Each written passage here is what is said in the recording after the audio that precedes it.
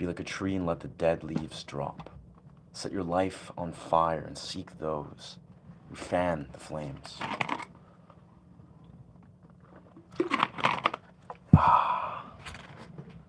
All right, we're gonna go. We are gonna go upstairs for a period and try something sort of experimental.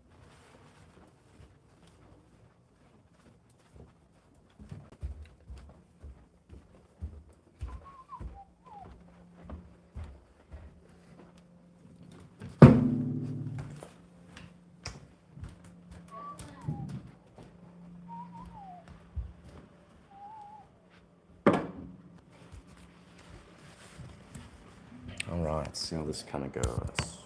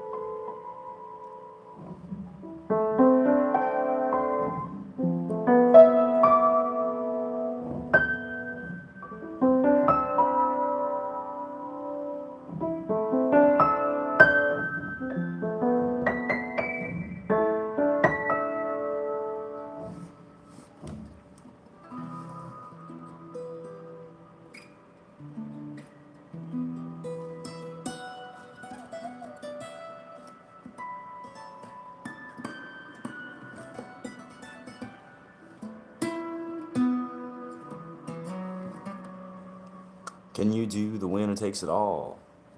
No idea what that song is, friend. Yeah. Not a cover artist, but thank you for chiming in, yeah.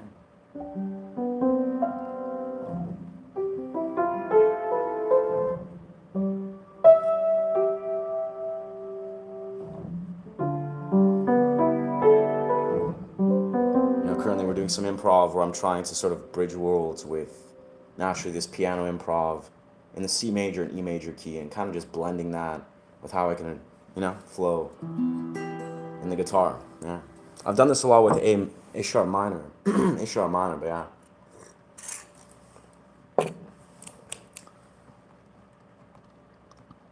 Yo.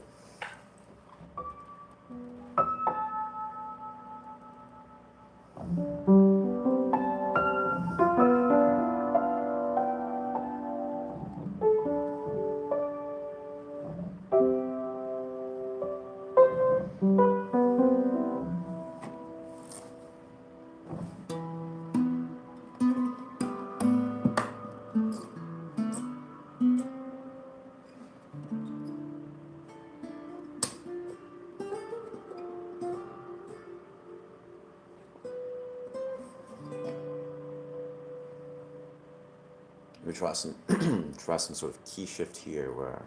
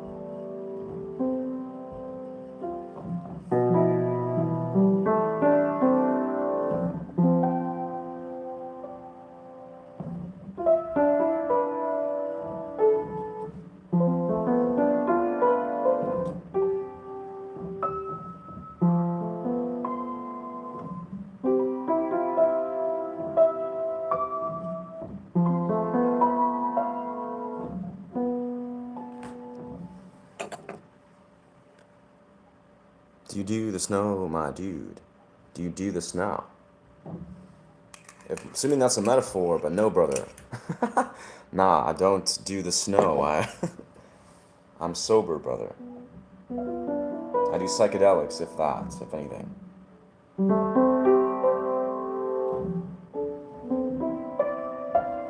Unless it's a song that I don't know of.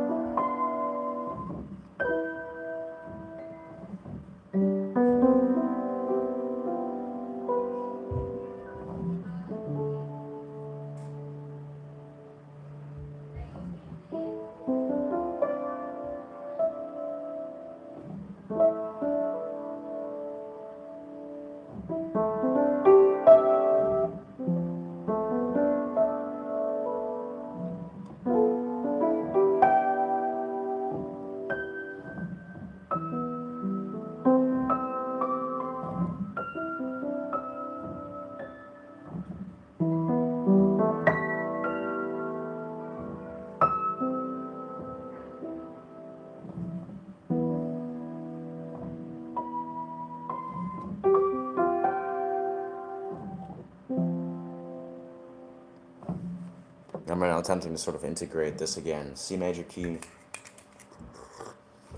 Seeing the way I can blend this with the guitar here. There's a way. I've done this in the past, but it's kind of different. So I'm just improvising here. If you guys have any questions about music, guitar, improv or that sort of thing. I'd be happy to answer any questions.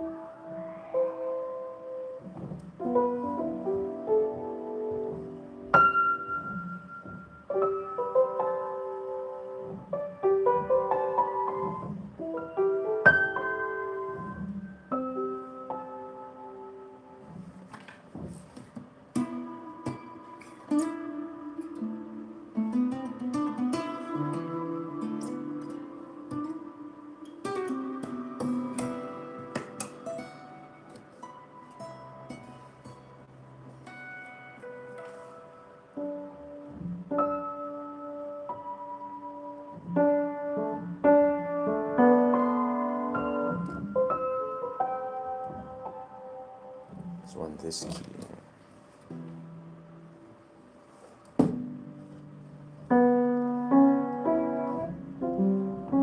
Let's go.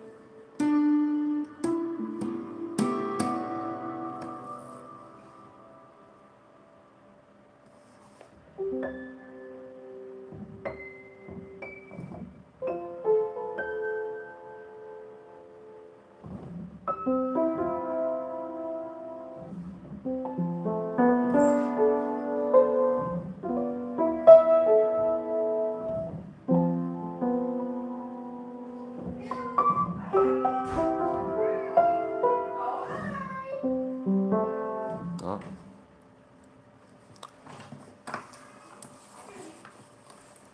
Let's rock the studio. Let's say.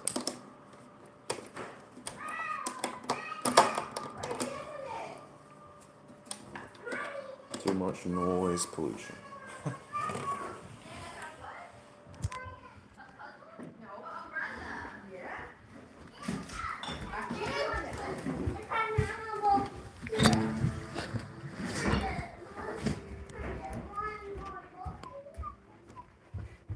Left hand on the strings, also right hand on the keys. Sure. Easier said than done, I would say. I mean, you can do that. You can do dyads and triads with one hand, but no, the key, what I'm trying to figure out right now, which I was trying to figure out a moment ago, is more so just trying to challenge myself by trying to figure, how to play like the E major scale very fluently, and then also integrate the C major, because I have this in drop C, and figure out how to do that fluently with the piano and guitar. I figured out how to do it with the A sharp minor scale, but not with the C and E. But yes, ideally one day, absolutely, one hand on one hand on the other. Oi, what's good, friend? Bear kept making me laugh last night stream. Yeah. It is what I appreciate that, dog. Yeah. I make myself laugh. I crack myself up. I don't know, man. I always like that one for some reason, like if someone's saying some unhinged shit and then I just go like, I just love that. I don't know. It just makes me die of laughing. And I just go like, I'm like, brother, kind of like playing to the people that are probably like, compulsive, I don't know, unhinged gamer trolls, where I'll just be like, I'm like, congratulations, brother, you've unlocked a new achievement. It's like 30-minute timeout, a 24-hour timeout. Congratulations. You know, you should be proud. Just like in such a like sincere way. It's great. I don't know, but yeah. Thank you though. Thank you for being here. Thank you for the support. Yeah, I've been playing around with what I was doing yesterday a lot, which is this. Trying to make percussive elements really the emphasis. It's been going actually pretty well today. Like I'm trying to just juggle these elements here, while still waking up, still kind of warming up my flow, but it's sounding pretty good. Like stuff like this. Let's maybe plug into the studio thing, the Ableton. I hope you've been well, my dog.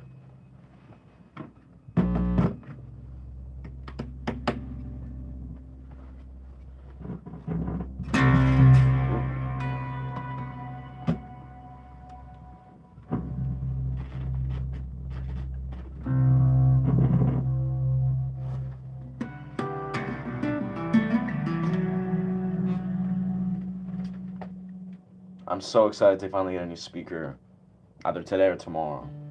The speaker is just, it's not it.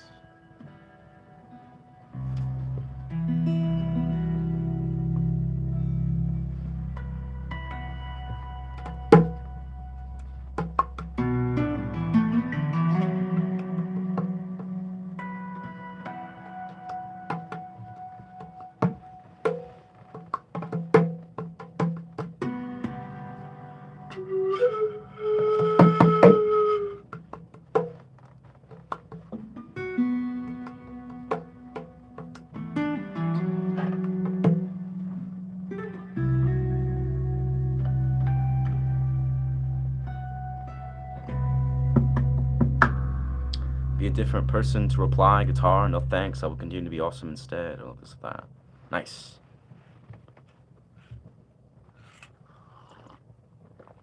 Yeah.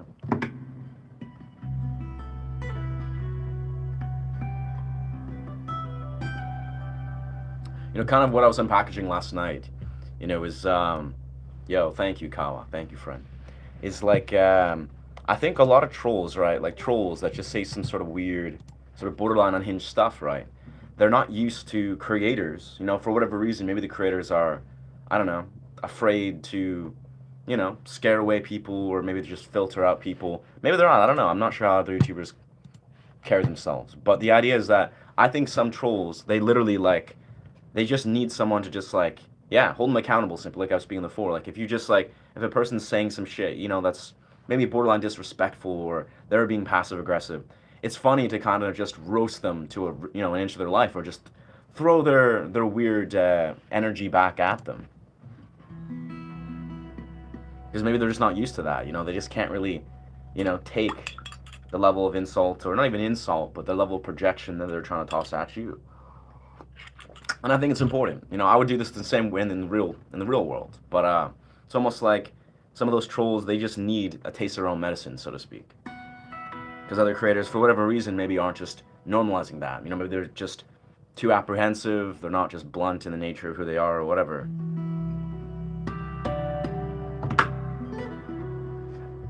But I obviously can't waste all day on trolls.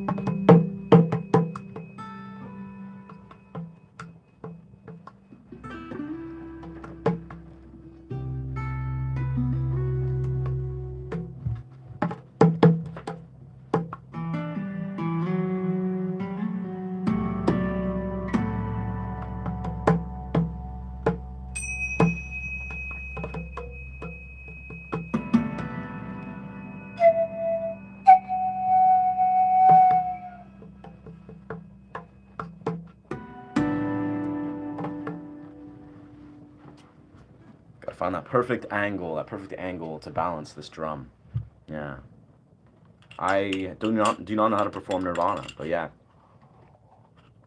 We out here making original sound journeys and teaching, talking about guitar and music.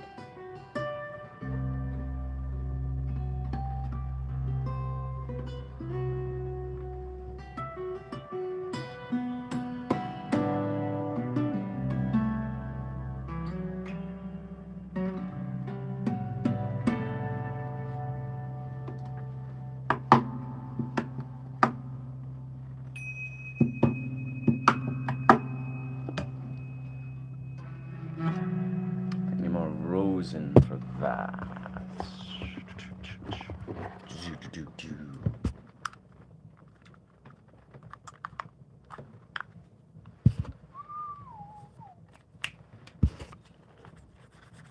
I hope you guys are finding yourself continue to be rooted within your somatic body, just listening to your felt experience, letting yourself, just be authentic with yourself, be lucid in your present experience, continue to just, allow yourself to be as present as you can, penetrating through the illusions of a lot of this modern programming.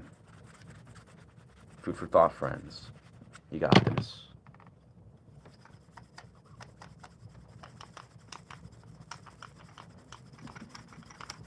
There's so much beauty on the other side. This is the kind of thing I like to advocate and kind of just openly exclaim is like, I think a lot of people, when they're rooted in fear or fear-based programming, or they're, rooted in programming that's not really empowered, or they don't really see through the illusions and see with clarity, they sort of fear what's on the other side, the other side of change, the other side of evolving, the other side of, just being the most empowered, authentic self.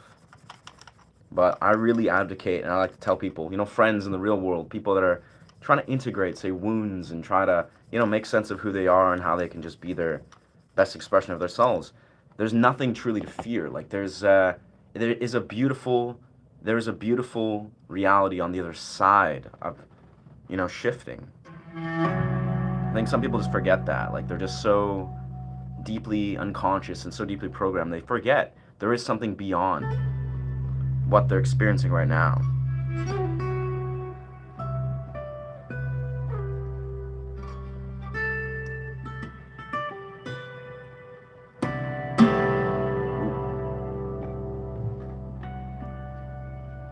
Let's flip this a little bit.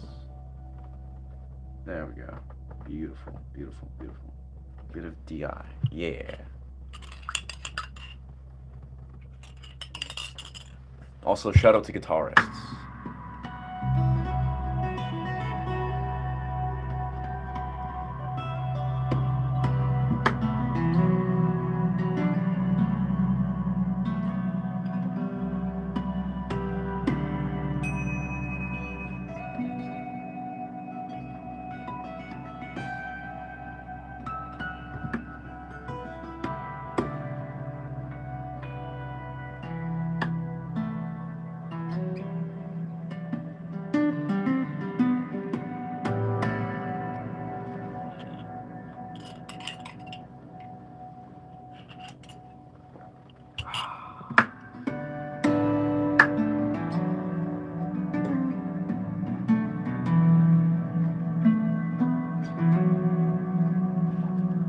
Throw on a background noise. So many beautiful sounds. So many beautiful sounds. I can just pair very well, I feel, with guitar.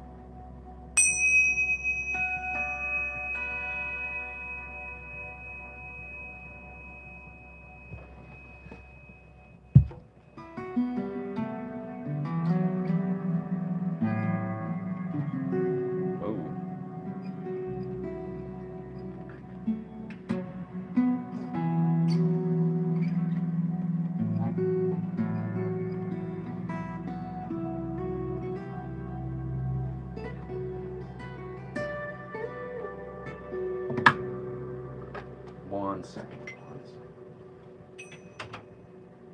No, I think it's interesting. Something I found myself reflect on yesterday when someone was asking about how to do pinch harmonics and slap harmonics or just harmonics as a whole. And I remember I kind of just returned, "What's good, brother? Welcome, Emmanuel." Emmanuel.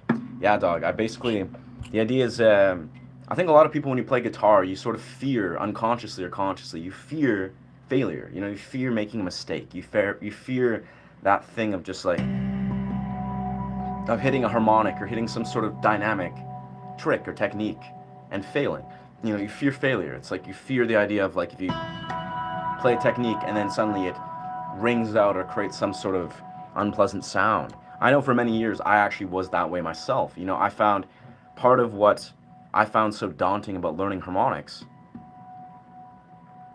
was that fear of just feeling like if I made a mistake, then it would just feel like, you know, it would feel difficult, feel challenging. It was like that fear of making a mistake. Really just, yeah, it just made me not want to engage in harmonics. That is like natural harmonics. That's right there. You know, it's like you make a mistake and it's like this almost this intense feeling. There's this tension. But the idea is that the more you engage in things like fingerstyle, because fingerstyle I think is the most technical playing style, right? There's so many opportunities to make mistakes, but the reality is the way you often don't make mistakes, more so, is you relax into the experience. You know, you embrace the idea that you'll make mistakes, that failure is present. You know, if you make a mistake, you let yourself flow with it. And even further, the more you're relaxed, the more you're embracing these mistakes, the more of a meditative state you get in, and then it's easier to actually not make mistakes. You know, it's a weird paradox. You know, I think a lot of guitarists, myself included, we get to this place where we hold a lot of tension in our bodies, especially when we play guitar. I actually know some guitarists, all they associate playing guitar with is tension. You know, they're like very pick oriented. Well, they'll just be like striking, doing lots of strum patterns, you know, they'll maybe like perform where they're doing tons of strum patterns, and they associate this very tense state with guitar playing. And personally, for me, I think part of what I've noticed myself over the years, especially as I approach the style that I play now, right? Often, more than not, I'm allowing myself to enter almost this meditative trance. You know, I'm letting my body release tension. I'm consciously realizing how vital it is. Like, because that's the thing is when I speak about harmonics, right? A majority of the time, you need to very, very gently execute the perfect tension point when you're doing a harmonic. It's if you do too much, it can sound, you know, just kind of sloppy. It can sound like the attack is just not, it's not balanced. I mean, it still sounds all right. It still sounds pronounced, and if you're not focused enough, you can maybe fail to execute the harmonics. So the idea is you got to find that perfect tension point, which often is more of a relaxed state. It's like you're doing a very gentle, almost like it's like a very gentle, nuanced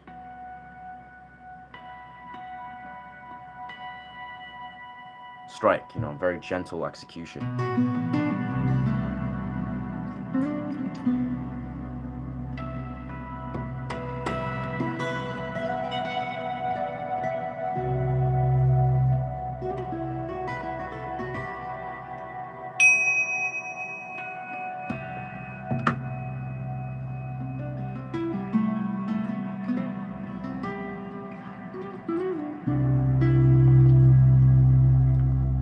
But yeah, it's a very interesting thing because I think part of what I do in this channel is, you know, when I teach people guitar or I talk about, you know, music as a whole, I really want to openly invite people to, in time, try to develop a almost meditative state of playing. You know, it's the way I play music a majority of the time. Sometimes I, you know, do very overt, very dynamic kind of styles of playing, but a lot of the time, you know, I'm just here to just chill and relax, and I feel like it really plays out very beautifully when you let yourself enter a meditative state. Are you smoking weed? No, sir. Have not smoked weed in like 11 years. Yeah. I used to smoke weed for like 5, 6 years every single day, 3 times a day. But, you know, not a teenager anymore. I don't know. I quit weed because I was focusing on learning to vocalize. And yeah, I wanted to honor my vocal cords. I was like, okay, I can't smoke anything if I want to really take this seriously. And yeah, long story short, just stopped smoking weed, when I was like 19 or something. And now I'm 31, haven't smoked weed since or felt the desire to. If that's your thing, no judgment. I think though the thing you learn about not smoking weed, right? If you're an avid smoker, you're like, all right, I'm associating all these things like relaxation, all these things like meditation maybe, or I don't know, the ability to express yourself with something like weed. You actually realize you can do all these things completely sober. You can, and you should actually. You shouldn't try to associate relaxation with simply a state. Obviously weed is a medicine. It's a medicine you can use intentionally. I choose not to use it. I think it's not really worth the process of trying to integrate it.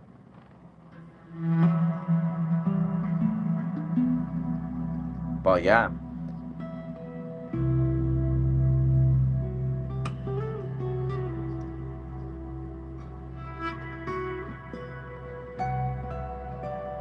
I think a lot of people, if they smoke weed, they're just trying to, achieve relaxation, rightfully so. They just want to relax. They want to learn to relax into their body. They want to release tension. They want to, maybe enter some sort of meditative trance, right? Or a relaxed state.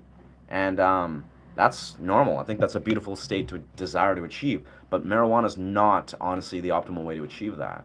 If you do that, it's your own choice. Hey, I did my song Cabaret last week. It's good for some technical difficulties. Oh, yeah. Nice. Also performed to make a dinner with Saturday. That's awesome, brother. You get it. I mean, I think what's dope about doing things like, like little, like recitals, performances of that nature, it just teaches you, like from, visceral experience, you just got to practice. Like practice, practice, practice. Because, I mean, I spoke of this a lot in the last couple days of these streams, right? Where... yeah, I mean, whether you're doing like, I did a Long McQuaid recital when I was like 11. Put a lot of stress on me. I did this thing called rock school actually when I was 10, 11, and 12 when I was, going at Long McQuaid. And yeah, there's nothing that puts more pressure on you in a good way than a guitar recital, like a music recital, a band performance or whatever. It's like, even if you're just like, you realize, oh damn, maybe I don't have a good relationship with practicing, when you're in a room full of musicians that you want to, play with, you want to honor the performance, for me at least, it put a lot of pressure on me. I was like, you know what, I'm going to go home and practice the fuck out of these so I don't look stupid. And yeah, I mean, that's a thing that I'll be honest, over the years, learning to unpackage practicing is a very like sacred thing. It's like you probably want to over the years learn to organically develop a relationship with practicing. What am I playing, fella? Brother, I'm playing improvisation. Yes, sir. Whoa. There we go. Thing is falling over. Yeah, but nah, if you're still here, brother, I'm an improv original artist. That is, I don't do covers. I'm looking for my tripod. I think I left it over here. One sec. I'm gonna hook up I'll put my tripod up. Make this easier and more balanced for that.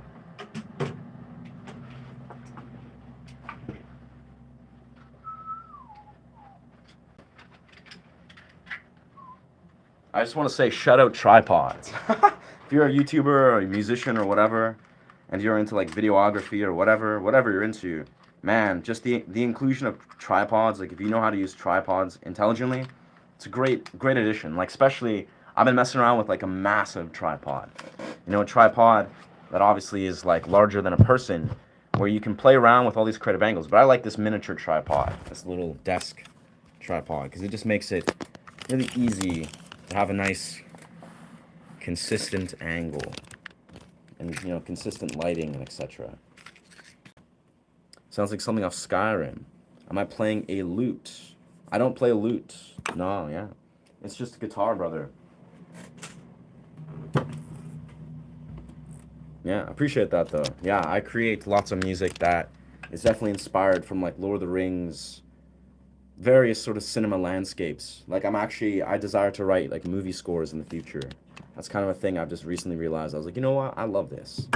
I love movie scores. What's good, brother? I'm good, Dev. I'm good, Dub. Just experimenting with some percussive elements, some elements of drop C. Yeah.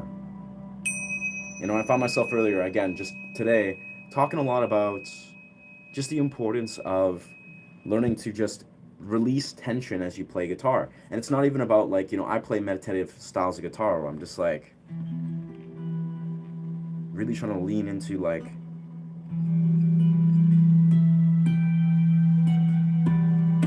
very gentle nuances. But I think with a lot of guitar, truthfully, it really does come down to like if you're doing advanced techniques like harmonics, you know, like you have to be very loose. You have to be almost meditative, especially when you're learning these things. If you're too tense and you're trying to like almost treat acoustic guitar or acoustic fingerstyle like you're say playing electric guitar. Or electric guitar, a lot of it's very like it's very you know, it's very successive. You're speedy. You're trying to do like, you know, very clean but rhythmic strikes that can be very fast and dynamic. But I think for a lot of people, you know, because most people seem to be electric guitarists.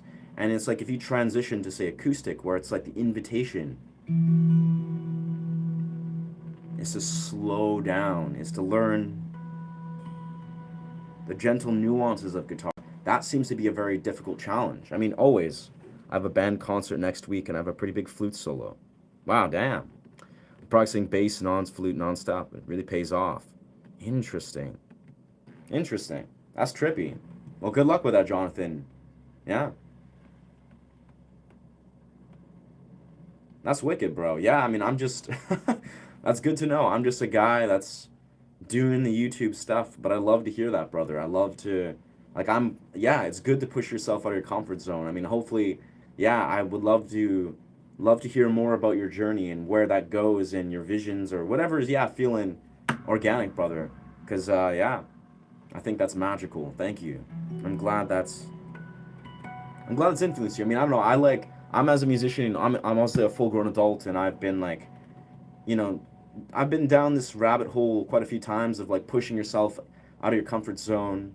But man, like I have to say, there's just such an exquisite place to like, yeah, really pushing yourself out of your comfort zone for the sake of performance art. Like, you know, for me as a busker, like I learned to develop a busking act about a year and 3 months ago. And that is literally what laid the foundation for me building my confidence, pushing myself way out of my comfort zone to really develop this YouTube channel, you know, to develop this presence or this ability to just develop an act that really allowed me to step into my fullest empowerment as a guitarist, as a performer. I'm still obviously a student of that, but what's good? Welcome, Moon. One of the best soundtracks of that is The Hobbit 1977. Wow. Thank you, brother, for the recommendation. Never heard of that. Never heard of that. Hobbit. I believe that. I believe you there. I'm sure it sounds 1977. That's a prime time. I'm gonna give it a quick listen for a second. Whoa. Of course, don't wanna play it out loud because I don't wanna get copyrighted. It's a crazy thing. Like I can't. To this day, I'm still like trying to almost wrap my mind around the vast realm of copyright, where it's almost like copyright infringement seems to be such a, you know, it's a rampart thing. It seems like a lot of people don't even necessarily understand. Huh.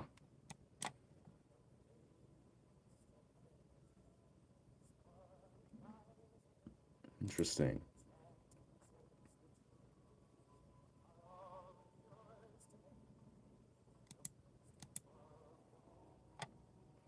It's definitely 70s, like 60s, 70s energy.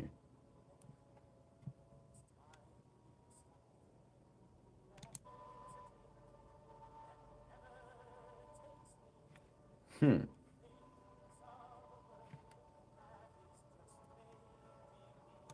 That's nice. That's that's not what I expected, but I mean it's beautiful. It feels like it's almost like it's like a 70s reminiscence, or it's a recreation of some sort of like what people would think would be an ancient medieval sort of tale, like an old tale. Yeah. Wrap your mind. Wrap my mind. Okay. Nice.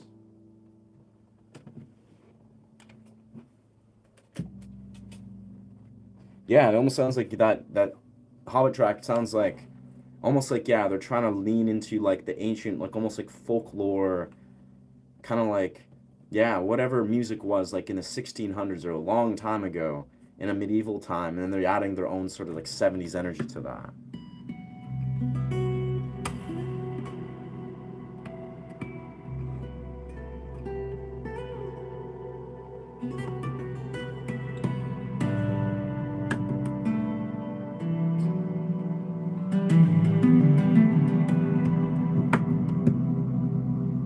I was thinking today a lot more people might join your Discord. Nice. The link is on the main page. I mean, who looks at YouTubers community posts these days? Right. Sure. Yeah. A lot of people might want to join. Yeah. I mean, I think you're saying promotes the Discord. I don't know. I'll be perfectly honest. The Discord, I almost want it to be like a secret gem. I don't want it to be like heavily promoted. Like, hey, everybody, like everybody, let's go Discord, go. It's like, nah. It's like I kind of believe strongly that the Discord should be, those that seek, like truly seek and resonate with what Discord. Because I don't want to just fill the Discord with, the entirety of my audience, where it's just spamming people's thoughts and whatever. Like, I want people to intentionally arrive, if they desire to, at the Discord. It's like a secret gem where they're just like, oh, there's a bunch of music and philosophies and perspectives that really reflect, to the values of this channel. And if they really find that, they're like, okay, I'm seeking this, then they will find it. But I don't think I'm going to promote the Discord very heavily, very intentionally so.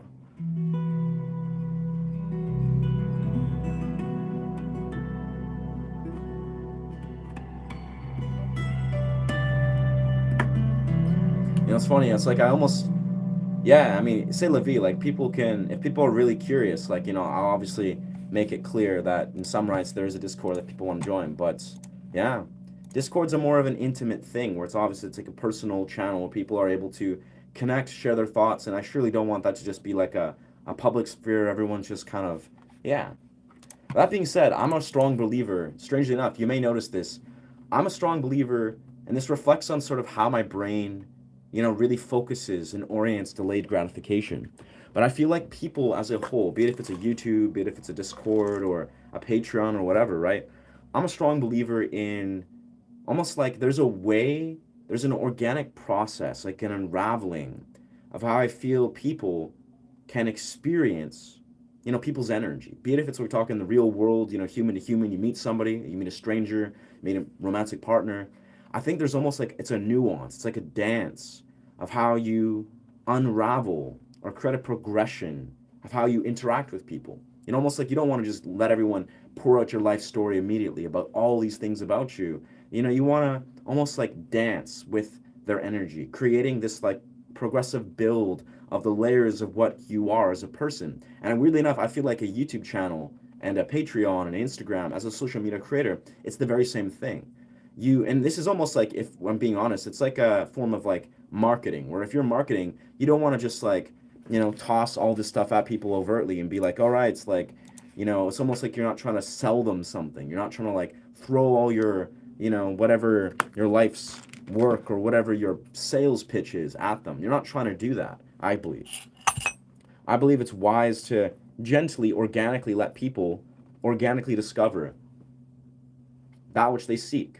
You plant seeds, or you plant intentionally little clues and little pieces of what people may be interested in finding, and they themselves have to discover it.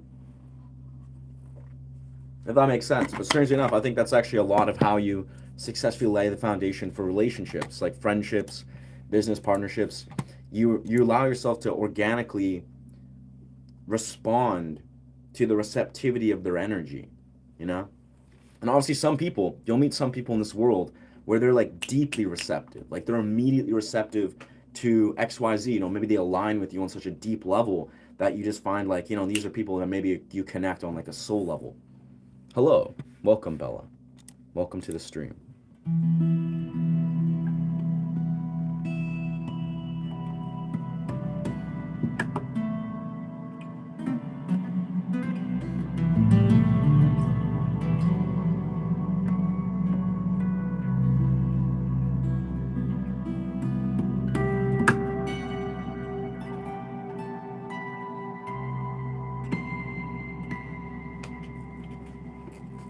I need to get some more water. Get more water so I can wash this zinc. Why, thank you, friend. Why, thank you. I love this hat with a passion. Yeah, it's great.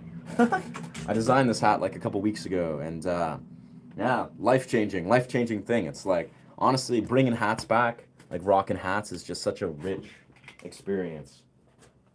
1 second, friend.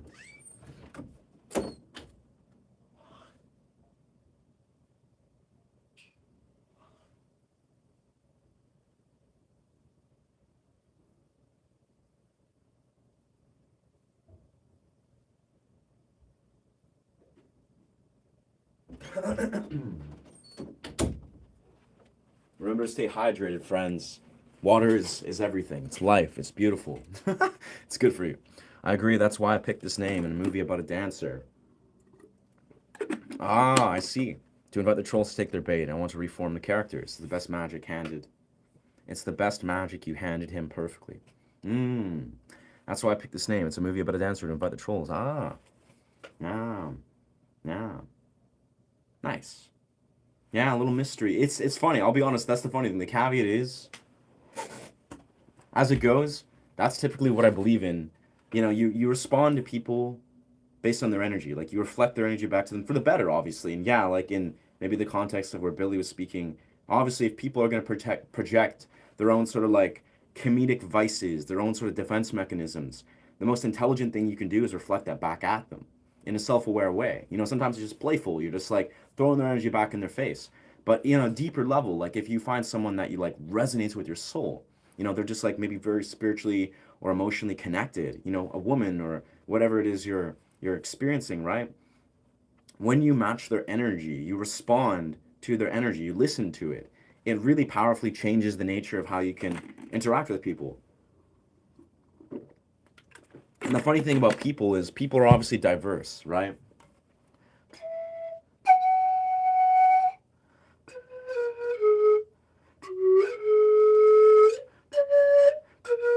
Yo, what's good? What's good, Alasar? I'm good, dog. Yeah, I'm good, yeah.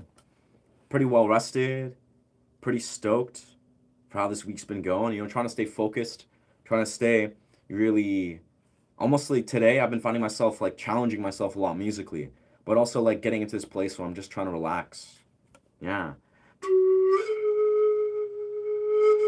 I don't smoke, but today I feel like I need one. Yeah. That's valid. I mean, yeah, life's a lot. Life's intense.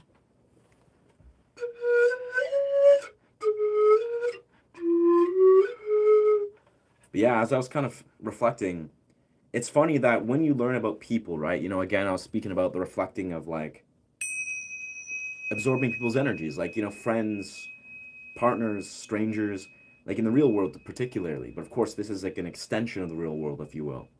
You get to learn how to respond, how to react accordingly. You maybe open yourself up and, you respond to their energy, to the receptivity of how receptive they are.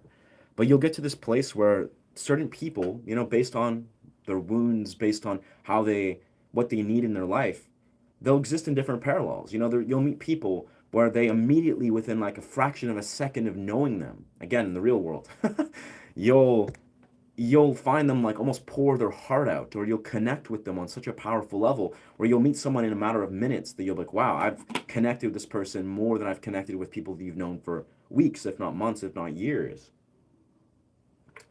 So I think it's an interesting parallel. Like, you'll learn that people exist on so many different parallels and will always successfully transcend the models and definitions of what you might think people will show up as. And it's all about your belief. Like, if you believe, and this is kind of why I speak openly about, it's important not to judge people or define people and et cetera, is because, if you're holding on to the idea of how someone is in your mind when you first meet them, like unconsciously, you're like, okay, I know who this person, how they are based on XYZ definitions of who you've met in your life, you'll never actually be able to intuitively receive them for who they actually are. And that's almost like, in the simplest right, you're cutting yourself off and you're locking yourself off or blocking yourself off from people the moment that they even interact with you, because you have these deep-seated beliefs that who they are, or you have this definition in your head of who they are. before you actually even get to know them.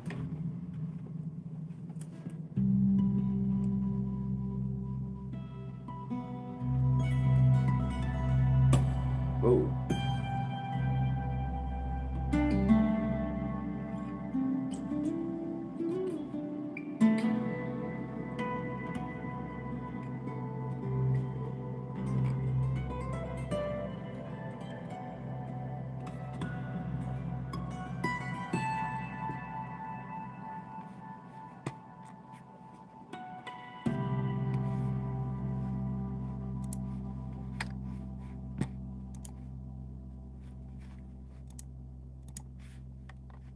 Let's use the backtrack.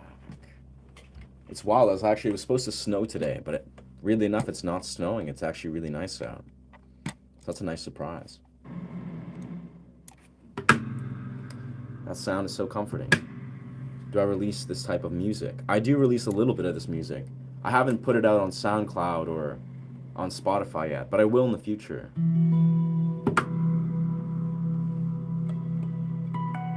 But yeah, so far I've been releasing a couple little songs and sort of like rough drafts of music. So to speak, it's still pretty refined, but it's like I have to still take a lot of the music that I've written and put it in studio recording, sound engineer stuff to make it like perfect. But yeah, dog, on my YouTube, on my long format videos, I have, a few songs so far. A few songs that I've just been slowly putting out.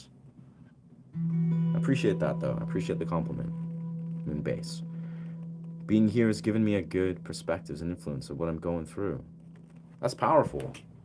That's beautiful because I think, yeah, I felt the same way. Like I've reflected that same sort of thing in other YouTubers, primarily just watching their journey as a YouTuber, seeing the content they release. But I really think that sometimes it is actually as simple as engaging or embodying or seeing people that embody, developed perspectives. That is, people that are, on that path, developing themselves, their mind, their body, their spirit, whatever. It's literally as simple as just seeing that embodied. It can powerfully reflect and inspire us to want to go on that path, whatever that looks like for us, right? You know what and how energy works, but you stay in the same paradigm. Right. Been enjoying being alone recently. It's helped me understand that there are good things about me. Finding this community helps me feel like I belong somewhere. That's beautiful. Yeah, I mean, again, I think I have an intention that I really desire to bring, but the larger construct of this is like the real world has so much richness that, I think the key thing about what I desire to promote in this community is just have people thinking freely and openly to really successfully differentiate what you can receive in the real world versus this, because this is just a YouTube live stream. This is still a YouTube channel. This is limited. It's limited in what it is.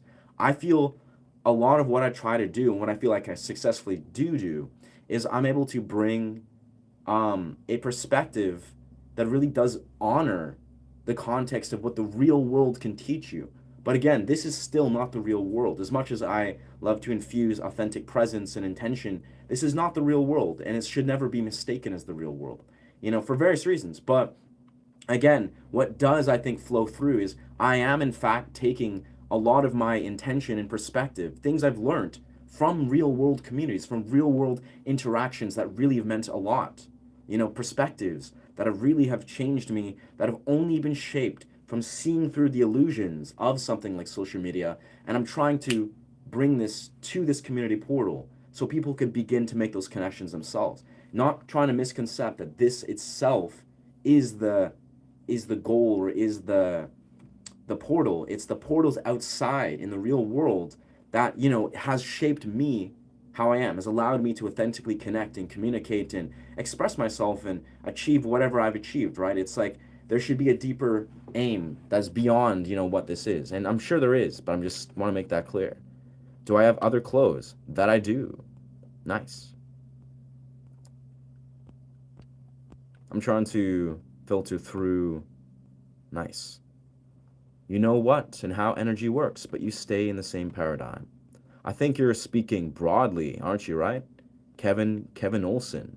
He's either speaking broadly or he's, yeah, yeah, yeah, I see. I have to say I'm confused. I'm an open book and work friends tend to open up to me very easily. I come off friendly, I guess. Yeah, yeah, yeah. It's okay to be confused. It's okay to be confused, I would say.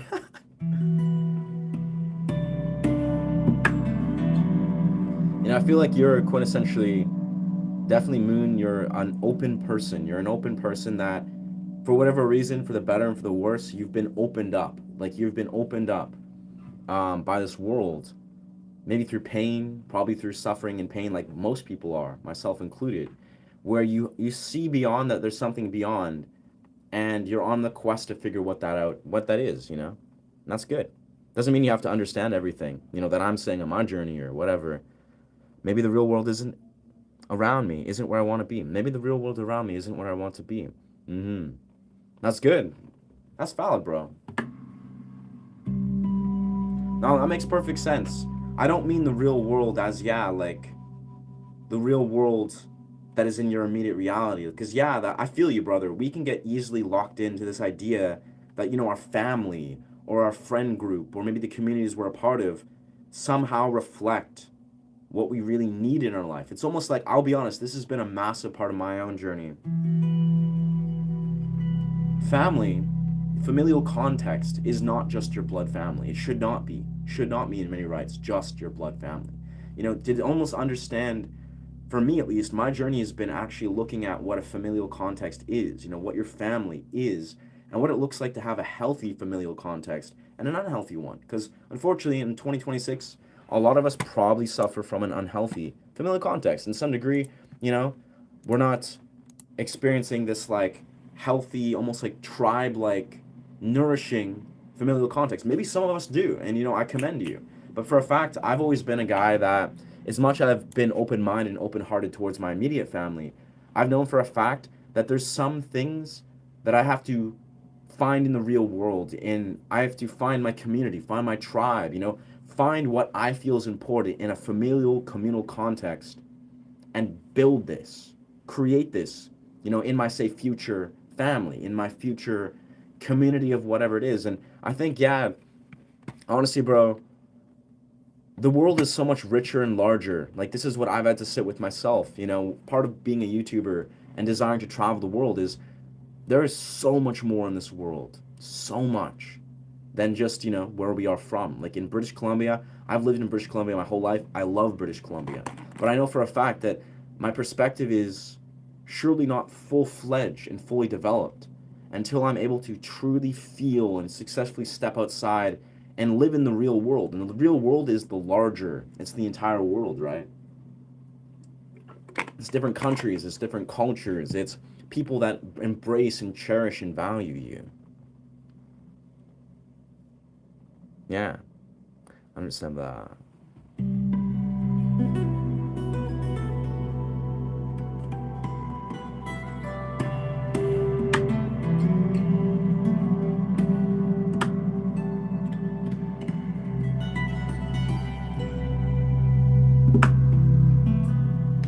Yeah, nah.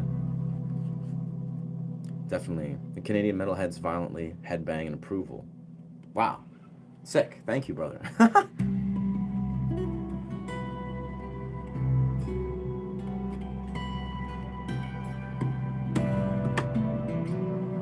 That being said, I think with all of this, my own reflections on like what I desire to grow, this, that, the real world. Honestly, the most important thing I could say, I think, out of all this is I myself am still trying to figure these things out, I'm obviously clearly don't have all the answers. I'm a student of these things. I'm a student of a YouTube land, of creating a YouTube community. I'm a student of what it really means to, plunge into the real world. It's almost like there's a thing I kind of return to is like, I myself, I'm a student of love per se, where it's like, for a lot of us, we don't even, like this is the thing I realized a long time ago, or like a number of years back. It's like a lot of us on a deep level don't really understand what it actually means to receive and experience, love, like the truest, most empowered model of love.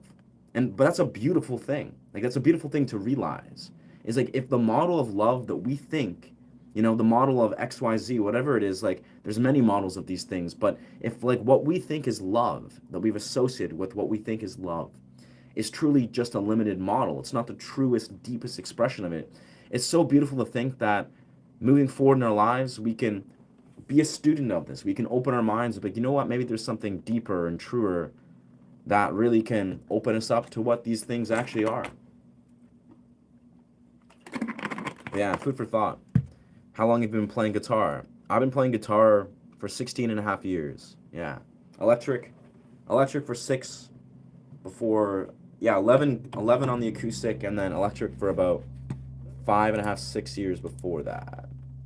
Or whatever is, 10 and a half, 5.5, I don't know.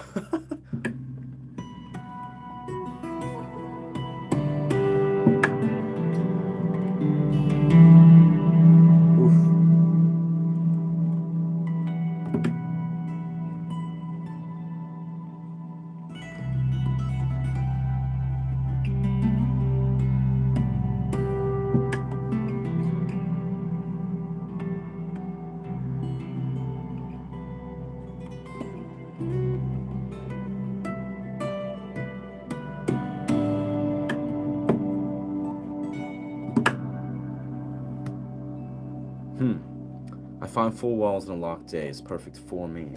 Yeah.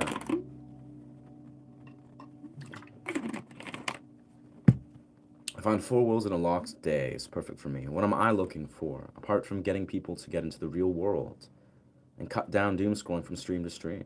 Yeah. I mean, that's a part of it. Yeah.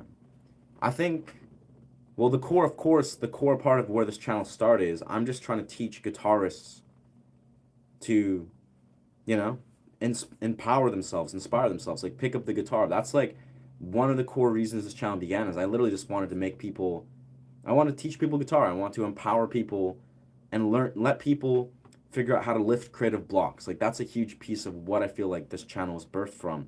And then as I went further in understanding what I would desire to do as a YouTuber, it's also helping people develop like a sacred relationship with music or creating music. Like, that's a thing that I think has been really deeply important for me as a guitarist. So yeah, I don't know, inspiring people to lift creative blocks, develop like a sacred context or a divine relationship with music. This is like however that manifests. And it's not as much, it's definitely about getting people to reveal or to live in the real world, cut down doom scrolling. The way I think that is, that's like an invitation that's open. I think people should always see the role that their phone is playing in their life. Like, if for me as a YouTuber, as developing this YouTube community, this has been a pivotal stage in me seeing how I can penetrate through the programming. But a huge part of what I like to do in this channel, as I've built this channel, is also just being authentic. I think it's important for people to authentically communicate themselves. Whether they don't have to exercise that in the immediate moment, maybe they have to, build this relationship. This takes many years.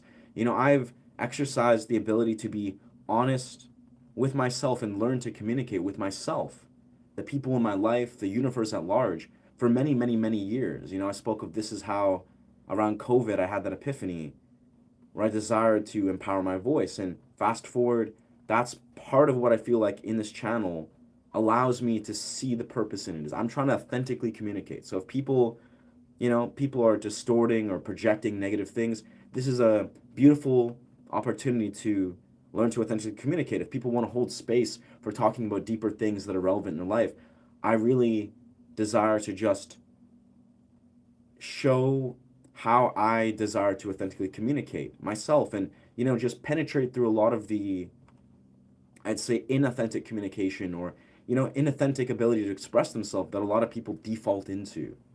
And it's the same thing actually with, this ties deeply to why people on a deep level are unconsciously scrolling through social media, why they're unconsciously, compulsively not aware of how much they're being programmed. Is because they're not authentically expressing themselves. If they were, able to really just penetrate through the conditioning, like challenge the conditioning, challenge it, be like, you know what, maybe there's a a better way to be present, to hold space for oneself, or see through a lot of the things that is causing them to suffer, it was like this would be present. So yeah, I think it all, weirdly enough, all these things, they circle around each other.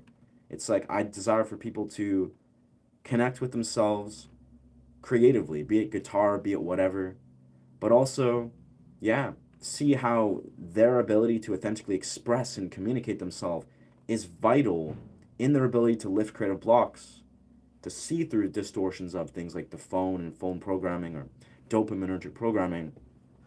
And yeah, eventually, as I would love to advocate, is eventually that allows someone to connect with it on a deeper level. Like if you're a musician, most musicians, like myself included, you can only get so far, if you play music in an egoic way. If you play music and you think it's me versus you, and you're like, okay, we're gonna play more techniques, more structures, you treat guitar like it's some sort of egoic, validative thing. It will only go so far, right?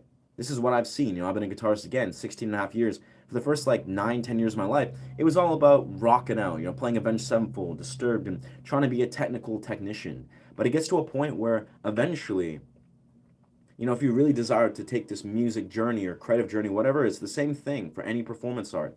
If you really desire to take it further, you have to learn how to step outside of the ego, and you have to learn how to see that these creative expressions aren't just about validating yourself. They're about connecting with something deeper. It's about, maybe trying to connect with a soul expression or something that really just illuminates you and heals you on a deep level. And when you can access that, that's what I sort of mean, is like, that's how you can connect with like almost a sacred context. The music you create is coming from a pure channel. It's coming from something that is beyond yourself, beyond the egoic self.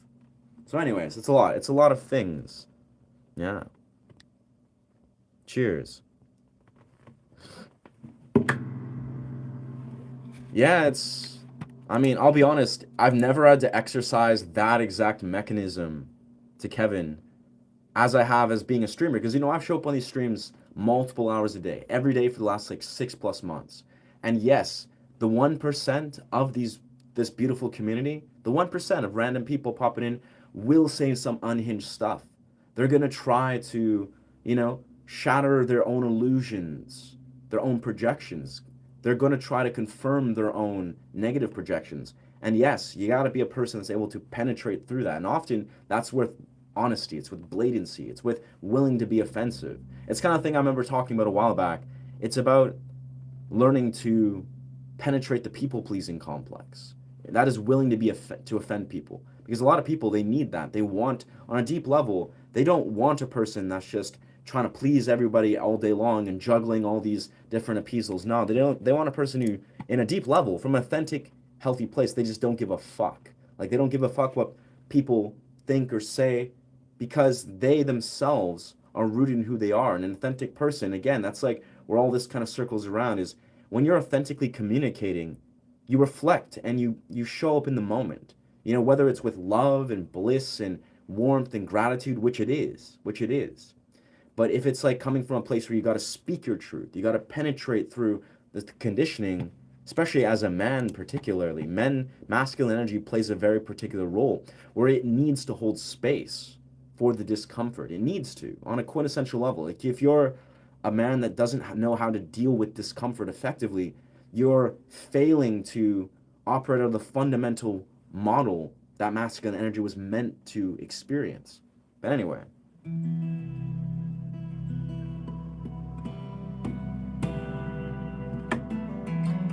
Obviously, we're all just humans. Like, we go through phases, we unpackage our own wounds. We're not perfect, right? We all have to eventually figure these things out. But yeah, again, the center part of this channel is authentic presence, trying to learn to empower yourself with music and figure out how to unlock creative energy and creative blocks, that is.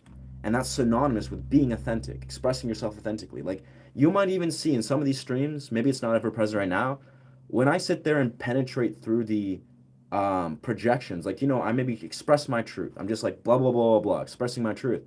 Shortly after, you might see that the expression that flows through creatively is very defined. It's very refined. It's not a coincidence, right? If I'm sitting here and being like, hey, let's talk about blah blah blah philosophies, or it's like energetically I'm absorbing the entirety of what's going on here. I'm speaking my truth, I'm listening to other people's truth, and then I can actually take that energy and direct that right into music. I do this all the time in the real world, all the time. It's transmutation. Hello, brother. Remember to like and sub. Oi, thank you. What's good, cat? Welcome, brother. Welcome, brother. Will you check out a song called Rain Road? What's good, Johnny Depp? What's poppin', Sergio? It's your boy, Johnny. Yeah. Let's see. Thank you, friend. Thank you. Why are you so genuine? So check out the song Raglan Road. I'll pop it in my Google. Yeah, I'm getting to a point where I'm juggling thousands of people. I kind of suck at listening to every request that is like songs stuff. I try to. Honestly, like I'm in this place where I actually love what people recommend like 90% of the time. It's like it's great. It's like straight from people's hearts of what they want to share. But yeah, there's so much stuff that unfortunately I just don't listen to, or I can't, or I like close the window where I open it up. So Raglan Road. So Raglan Road song by the Dubliners. Yeah, I'll keep that open there. I just realized I've been fasting all day so far. The first time I saw Ryan Street, I said, "Hey, look, it's Heath Ledger." Nice. Yeah. Nice. I mean, bro, I love Heath Ledger. Heath Ledger's a gem. You know? I love that though. That's dope, bro. I'm happy you're here, Lesser. You're a great presence. You're a great energy for this community, like 100%. Like I felt that. Connecting with our natural self is connecting with our fellow humans. Yeah, well, it's like, there was a thing I remember someone said. This guy was, I think he was a relationship and authenticity coach. That's what he called himself. And this is something I heard like I think it was like 10 years ago that really stuck with me. And he was basically talking about genuinity. He was doing a little, TED Talk type thing about genuinity, about authenticity. He was like branching all these things together. And he basically said that, yeah, when you are genuine, or you're embodying your genuine presence, your authentic presence, you're giving other people permission to do so themselves. And he was using, again, like genuine was synonymous with authentic. Or it's like when you're authentic and you're genuine in your presence, even if it's being vulnerable, even if it's being, pushing yourself out of your comfort zone to say something that's important, you're like, all right, this is just how I feel. This is my genuine perspective or my genuine lens about this. You are immediately giving other people permission, even if they're like suppressed and they're like, I don't know if I should speak my truth. If you let them see that you're like, you know what, this is how it is, this is what I feel, this is who I am, you're giving other people permission to be so themselves, to be genuine, to be authentic. And that's really important, because a lot of people, they haven't even pulled those threads where they're like, they haven't given themselves permission to access that genuine part of themselves. And this is extremely, extremely important in intimate relationships, like increasingly important. If you're not being genuine, authentic in these relationships, you're not displaying that, you're not honoring that, well, you're not gonna attract genuine and authentic partners, firstly. But even when you have them, it's like that is the lifeblood of a healthy, intimate relationship, is being genuine, being authentic. It's just being authentic with yourself. If you're inauthentic, ingenuine, that's going to reflect on the people you attract, and that's going to create this, whatever, not something you want to be a part of, probably. I don't have social media. I don't have social media like Instagram, Snapchat. That's good. That's very good, I would say. I use Instagram for like film industry networking and stuff. Like it's like a personal Instagram. But yeah, I have YouTube and Start Discord like a month ago. I have Reddit to find other people the situation is me. Yeah, I think YouTube, that's the thing, is that's part of why I'm attracted to YouTube, is YouTube doesn't feel like a social media. It's not, they have YouTube Shorts, which is kind of almost like an unfortunate feature, but YouTube is definitely a little bit different. They sort of, I think they've really successfully strayed from the mold of social media. Like their algorithm is very different Now, some people could argue that YouTube is getting worse or it's going in this and that direction. Maybe so, actually. All social media is going in a very fucked up direction. But that being said, we shouldn't, lose hope, I would say.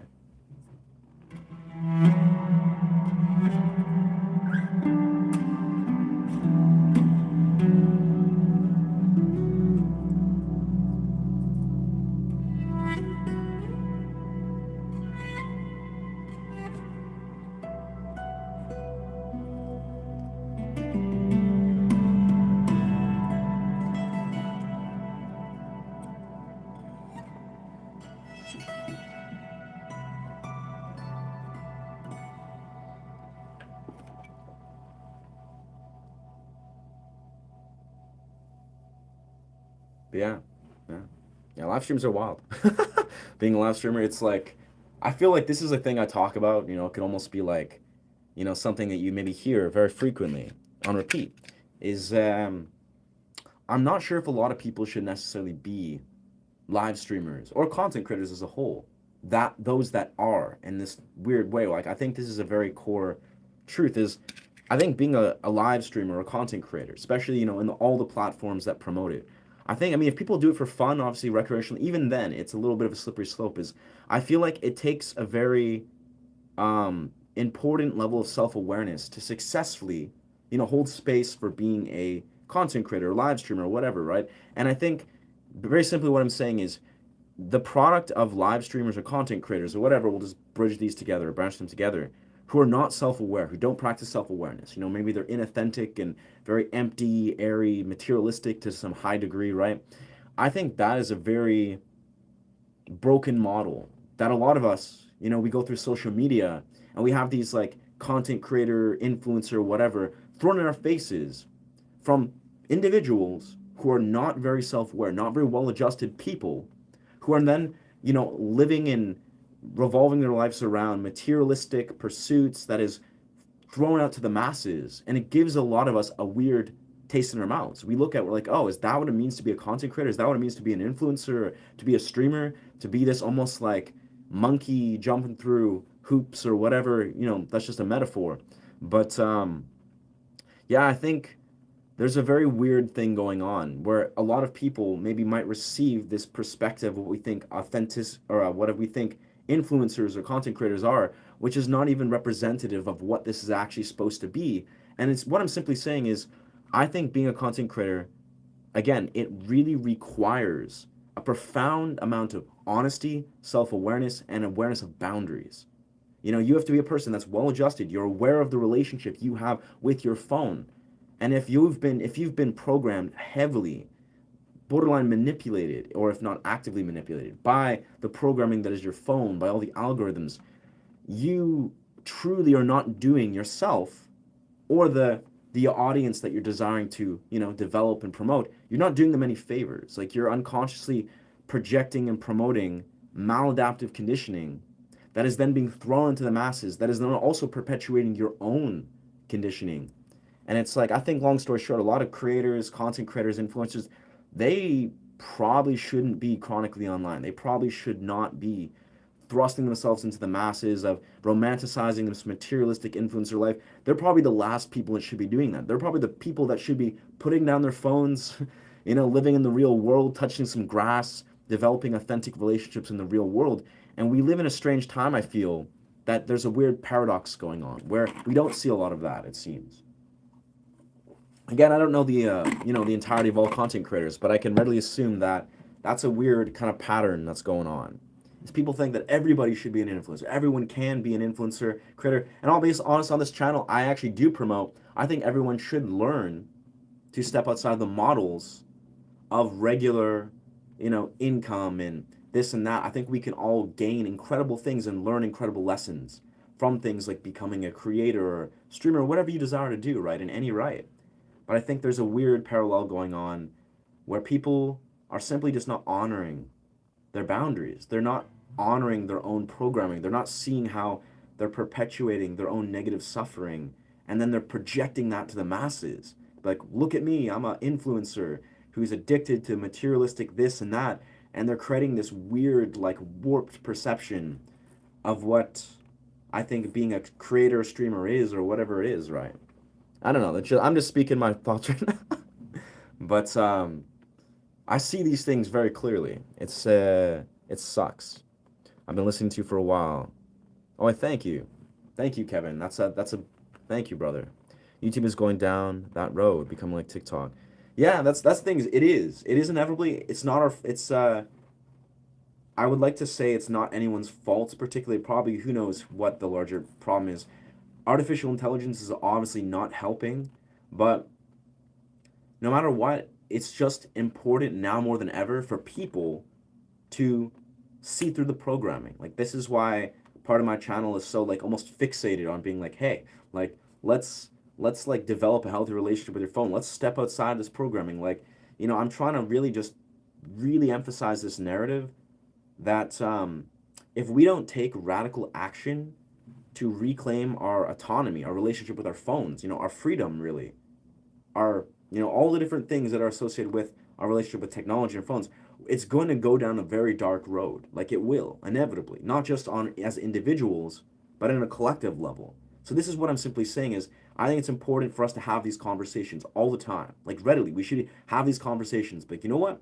Maybe there's a more effective, empowering, functioning relationship that can be formed with our phones, with these technologies. We need to have these conversations. We need to promote that and be like, you know what, this is not okay. This is not a normality that we should accept. Having, again, these profoundly dysfunctional relationships with these phones. It's like when you walk around in the real world, 90% of the time, like in the sky trains, people walk around the street, most people have their phones, in their hands, and they're addicted so deeply to a point it's like, yeah, whatever, they're enjoying whatever they're enjoying, they're watching a video, watching a movie, but they're sitting there on their phones, like they're locked into their phones, acting like that's not egregiously dysfunctional, like genuinely, like that. Look at that. If society looked at us 50, 60 years ago, they'd be like, these people are all insane. They're all insane people. That's okay. Like they're all they're borderline pathological insane, which unfortunately modern pathology is skyrocketed. But it's like, how insane is it that we've normalized a profoundly dysfunctional relationship with our phones? Like, we're like, oh yes, let's just be on this phone all day long. Let's scroll all day long. When we're out, let's not be present. Let's just look at a screen. Like, that is just insane. And we've all normalized it. Anyways, our phones brought your audience together. Yeah. Well, that's the thing is, again, this is the thing is, phones aren't inherently bad. They're not inherently negative. Nothing is. It's a neutral entity. But we've normalized in society the means to have a dysfunctional relationship with our phones. This is kind of part of, again, what I'm trying to emulate is you should be empowered. You should be unified. You should pick up your phone and be like, you know what, I'm going to use this as a tool to actually connect, to unify, to empower, to inspire. Like, this is what part of my own core mission has been. I grow a YouTube channel. When I'm putting out content, when I'm thinking about content, I'm trying to poke holes in people's narratives. I'm trying to create content that is letting people feel, like they can see through the programming, like they can actually connect and unify and do something that is of authentic, meaning and presence. I'm not always able to successfully do that all day long every day, but it's like, I think people should question, they should challenge the programming. Be like, you know what? Is there a better way to use this device that is in front of you? Use this technology that is all around us. Is there a better way? And of course there is.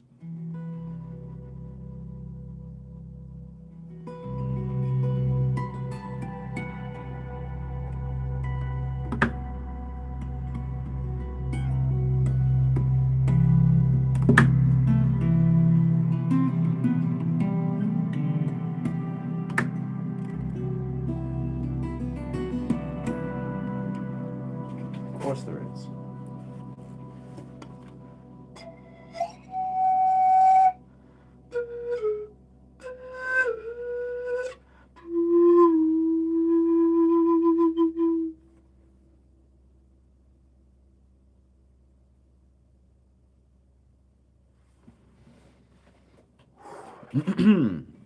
Thank you, friend. Thank you, friend. I'm trying. I mean, it's not very difficult, I think, to Create something that you really stand behind and believe in when you've really infused like years and years of intention, where it's like, I really strongly believe in this vision of what this YouTube channel is. Like, not just in the, it's like there's so many different collective or united visions of why I feel this channel. And this isn't just about me. This is about, there's a many different channels out there. Maybe not many that you see that you've absorbed many of, but there are others that are surely on the same path. Like, they're like, I'm a creator, but I'm trying to create something that is penetrating, that is challenging the models, that is different. That's inviting presence, inviting open thinking, and peering into the realms of the quantum and etc. and XYZ. Like, it's a movement. That's like, this channel, I think I've spoken this many times before, is a shame movement was more so about talking about movement in your body, moving energy, like dancing. But as I've looked at it, a shame movement, that's the header, the little channel tag. It's a movement. Like, it's not just about my movement. It's a larger movement that's occurring right now, like within all of us, within musicians, namely, that connect with a sacred context in music. But it's about all creative expressionists. Any creative expressionist that's like, what? I desire to see something powerful and spiritual that is transcending, the regular societal models, that's inviting authenticity, that's inviting something deeper. It's a huge movement that's going on, and it's a huge part of what I think social media should be doing. Oh, nice. Alan Watts' quote was popping up. I don't think that's the point. I think the excess use is. Yeah. I don't really think that's the point. I think the excess use is. Yeah. Yeah. Yeah. Yeah.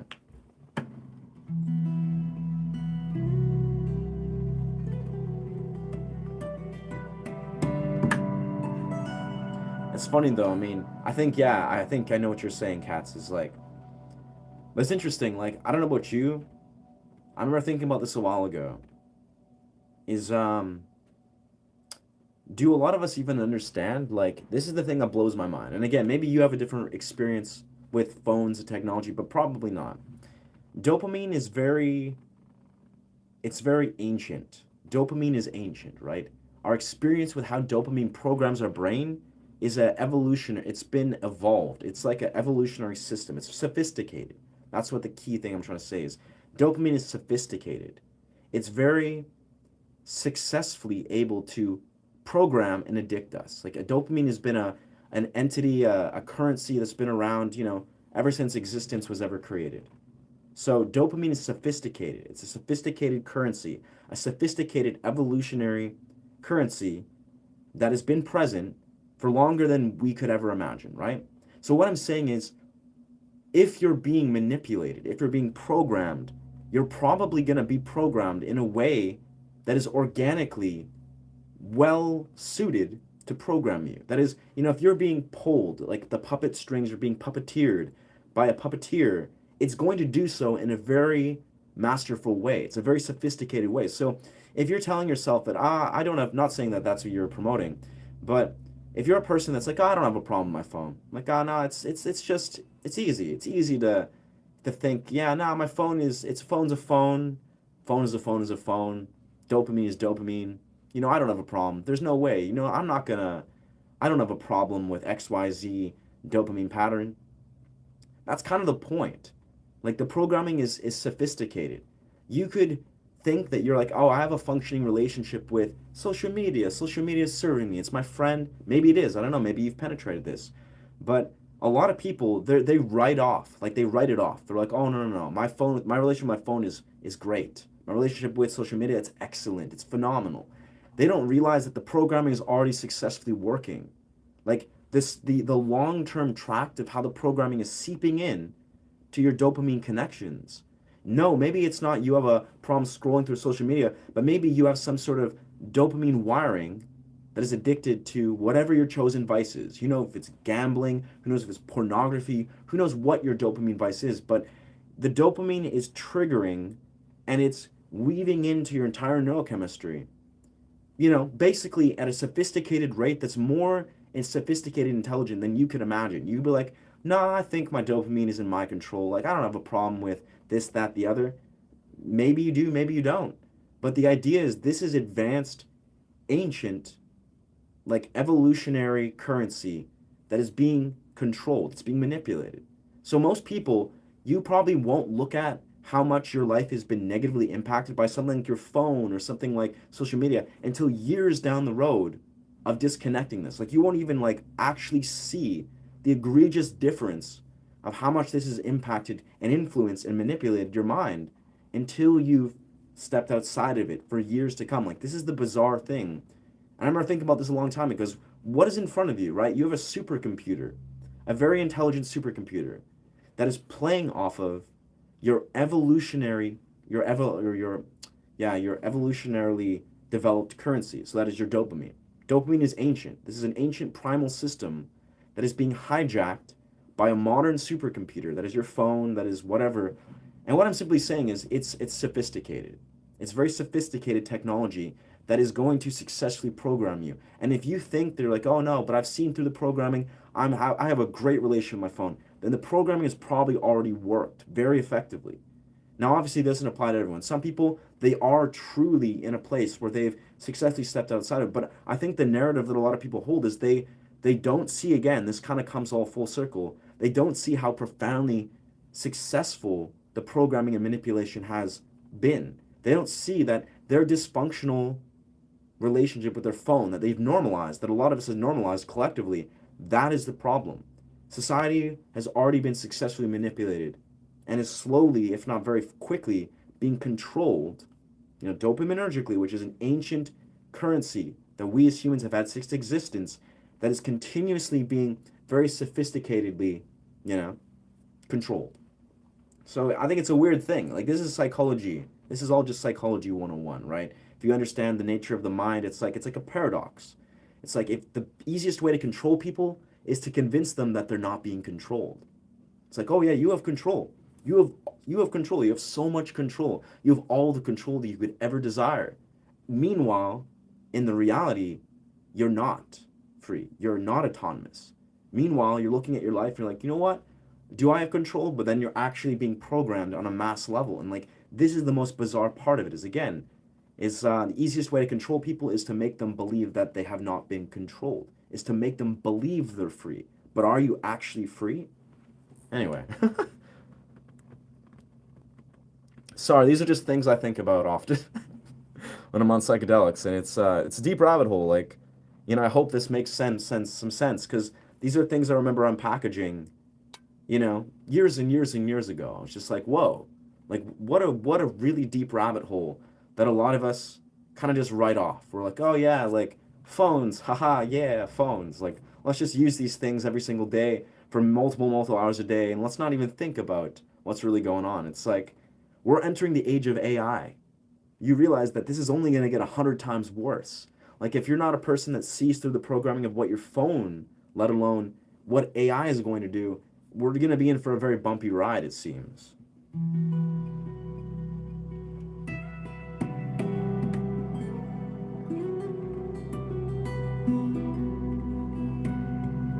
Anyways, I think I'm just going off in a tangent and a half, but thank you, friend. And thank you, Kevin. I appreciate that. I appreciate you listening, brother. I'm glad that resonates. Moonstars, you can gain a dopamine rush from anything you like to do. I use my phone to listen to movies and reviews and music. How would I get dopamine from that? Yeah, that's a bizarre thing is dopamine is controlling everything you do. It's controlling me right now. Not controlling, but I mean, it's like I'm participating in dopamine.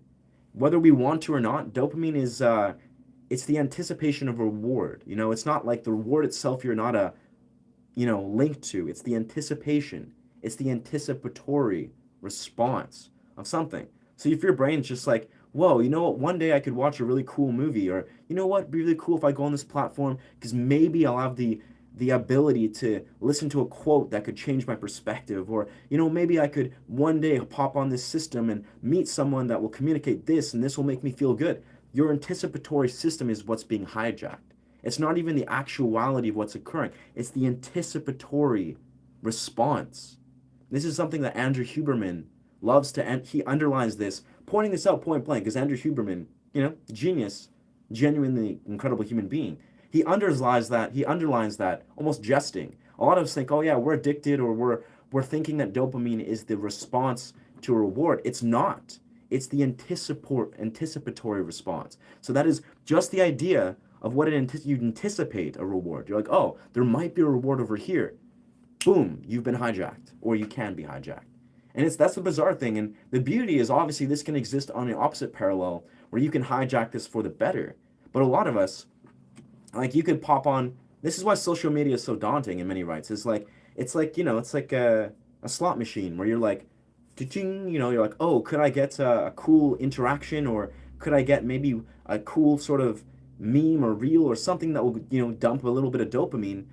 Your brain is not hooked on what the thing is. It's hooked on the anticipation, and that's why it'll endlessly work unless you're conscious of it. Anyways, food for thought. How I licked the toad. I think you asked this yesterday. That, or someone else asked me this. And no, I have not done 5-MeO. I haven't licked the toad. Not yet. But I would love to in the future. I would absolutely love to. Whenever that happens. I don't know. Moon stars, but yeah. My family turned their backs on me a few months ago. Oh, wow. Wow. Should I forgive them? I don't think I can. If I just ignore. Wow. Wow. Thank you for sharing, Alasar. Well, I'll say this, Alasar, brother. You deserve to have your needs met. Like, emotionally, you deserve fundamental respect. Your family are not exempt from that. Doesn't matter if they're blood family, doesn't matter if this XYZ. If your family is dishonored, your boundaries, they don't value, they don't really just genuinely value your presence. And yeah, even to agree they're, really denying or almost like creating this weird narrative that you don't fundamentally deserve to have your needs met or be respected as a human being, then yes, that is actually a very valid reason to set a boundary. Now, as forgiveness goes, you should forgive them, yes. You should forgive them in your heart. But more so, you should forgive yourself, brother. Like, that's the thing with forgiveness. I remember reflecting on this a while ago is, yes, even if a person doesn't necessarily, you should create a boundary. Be like, you know what, they don't deserve my energy, period. Like, if that's really the case of what, is present, is needed. But as forgiveness goes, you should 1000% forgive yourself first. Forgive them, because that's an extension of your opening your heart and forgiving yourself. But yeah, brother, it's like, I think you yourself deserve forgiveness. So before you try to identify what what they do deserves forgiving, realize that you should forgive yourself, for whatever it is that you might have, maybe it's, I don't know, not being able to hold space for this experience with, I don't know, grace or whatever you might feel. But it's like, you yourself deserve forgiveness first. Maybe it's like you betrayed your dimension of self-worth. Like, part of you is like, you're operating from a narrative that was maybe not fully empowered and not fully self-aware. And it's like, but forgive yourself, brother. Like, you deserve forgiveness. You deserve respect. You deserve to have your emotional and etc. and all these dimensions of needs met. And your family's not perfect. Like, no family's perfect. And set a boundary with the intention to hopefully be able to continue to honor that relationship with your family. That's a deeply woven parallel. But yeah, I don't know. I think what I'm simply saying is you deserve the best, brother. Like, you do inherently. Like, you are obviously the setter of the tone of how you absorb and are received by others in every given realm, relationships, family, whatever. So the relationship you form with yourself should be revered. So forgive yourself. Realize that you do deserve better, I would say, if they turn their backs on you, like, you deserve way better, brother. You deserve the respect, you deserve the love, and again, like, all these different extensions of that. So, yeah, I mean, that's just a foundational thing, is your relationship with yourself is everything, brother. And if there are people, even if they're your family, that are trying to compromise that or even manipulate that, then that is surely a boundary that needs to be enforced upon them. But I don't know. Again, it's I'm happy to know I taught you something new. Yeah. Cats, yeah, you seem like a a pretty wise dude. Like, genuinely, I'm happy to have you here, brother. Nope, first time asking. Fair enough. Yeah, no, I have not done 5-MeO. Strangely enough, though, I mean, I have done changa, which is like, if you're not familiar, it's a plant form of DMT. It's like known as smokable ayahuasca. But I'm very attracted to 5-MeO, very intrigued. In no rush by any means to do ayahuasca or 5-MeO, but 5-MeO, for whatever reason, has like really attracted me. I'm also very attracted to mescaline. Never done it before, but I'm very open. San Pedro seems also very interesting. But yeah, these are medicines that I have who knows, if I'm not meant to do them in this lifetime, so be it. But 5-MeO seems really cool. I guess phones, it's an escape from reality. Yeah? Yeah. Yeah. Escapism, honestly, escapism is the root of so much suffering. Like, people exit sobriety because they enter intoxicants, because they desire to numb themselves. They desire to escape from the truth of how this world is. But the weird reality is we need to face the truth of this world. As individuals, as artists, as humans, as men particularly, as women, of course, but as men, as a man, it is extremely important. Like, this is a foundational truth. It's extremely important to have men in this world who are strong enough to face, the atrocities, to be present and not escape, not run away from, yes, how fucked up this world is, so to speak. This is a very important thing, and it's not easy. Like, there's a clear reason why people, numb themselves with escapism. This world is very intense. All the atrocities going on. Yes, it makes sense that people want to numb themselves. They want to escape. They want to run away. But the paradox is, it's important. This doesn't mean like drop everything that's escaping. It doesn't mean you have to force yourself to immediately just drop your phone and live in the real world. No, it's a progressive process, but it's very important, especially as men. Like, again, speaking from a man's perspective, men more than ever need to be present.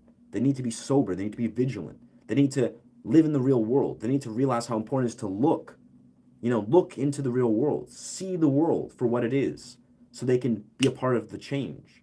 Because far too many times, for men that are defaulting into escapism, that are running away, they're suppressing the truth of what the atrocities going in the world, that is a huge part of the problem. Humans, and again, men and women, but as a man, men need to look. They need to be able to look in the face of the darkness of the world and be like, okay, and process it, integrate it, understand it, and so they can be a part of the change. I don't know. I mean, again, I've been a dude that's been sober for 11 years, and obviously I'm not like exempt from all this shit that goes on. Even if you don't do drugs, even if you don't do alcohol or smoke weed or whatever, you still have the susceptibility and the desire to enter escapism. Unless you're, spiritually awakened, living in a monastery, even then, who knows? Never done that. You're going to be a human being that desires to escape from, you desire to enter escapism. You desire to escape from the truth of holding space for the real world. But what I'm saying is, and again, maybe this is a little easier because I'm an artist, right? I have many different ways to transmute energy, to honor it, to turn it into raw expression. But everything you probably desire to see, to feel, and to understand is on the other side of penetrating escapism. It's a weird paradox. Like, once you face that which you think you desire to escape from, you're like, okay, wait a second. You can, in fact, hold space for truth, for complex emotions, for complex scenarios, for the things you need to hold space for. You're free. You become free. You're like, oh, wait a second. There's nothing in this world that I cannot actually deal with and face. This is like a stoic foundation. It's like Marcus Aurelius said, is like, if you, as a human, in this human experience, I forget the exact thing he said, can experience this, or you can handle this and deal with this, then deal with it. Don't complain or try to justify or act like this is beyond the human experience. You're a human being. You were made to experience this human experience. So we as humans are capable of dealing with that which is a part of this human experience. But again, he's a Stoic, though. Stoics are pretty hardcore. But yeah. Stoics. So your hat is on peyote. It's not safe. Damn. This hat is rather sinister. Whoa. I gets O'Shea O'Reilly. Your hat is on peyote. That's wild. Nice. Yeah. This is pre-recorded. Bruv, is that a nothing pre-recorded here? Are you pre-recorded? Like, is this? Are you just a pre-recorded, like narrative? I don't know. That was not. I'm happy to know I taught you some of the explanations. Yeah, thank you for listening, friend. Thank you for listening. I don't drink or take drugs, but trust me, I didn't need to distract myself from facing what happened to me. Yeah. Yeah, it's again, I don't ever blame anyone for needing to desire to escape from reality. Like again, this human experience is intense. It's intense. I'm just speaking from a place that's trying to just penetrate and challenge narratives. I wouldn't for a shadow of a doubt try to invalidate or like yes, the human experience is intense. Like please honor your experience, honor your emotions, honor your grief. It's yeah, you know, the weight of the world is not your burden to bear by any means.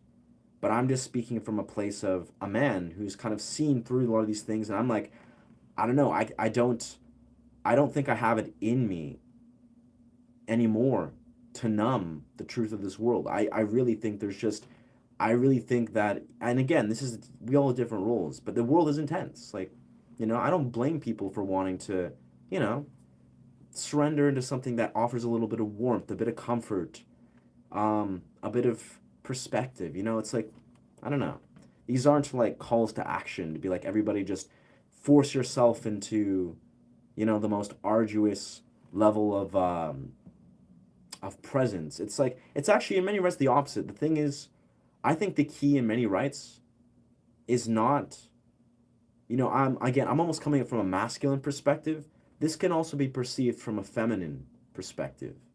You know, to be present is not about just removing escapism because that's the thing is there's a dualistic feature of what a lot of I'm saying is I'm not just saying, you know, just um yeah, just like face or penetrate the escapism. It's also about offering and entering a genuine level of ecstatic, loving, and blissful presence.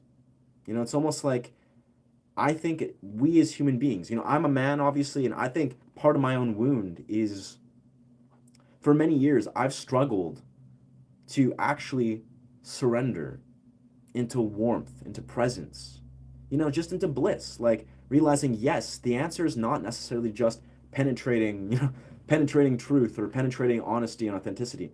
You need to pair this with loving awareness, with warmth, with heart resonance, you know, with support from yourself, from your community, from a lover. Like we as humans, we need the full spectrum. It's not just about a masculine overt penetration. It's also about honoring the nurturing feminine nature that's in the universe. That is warmth.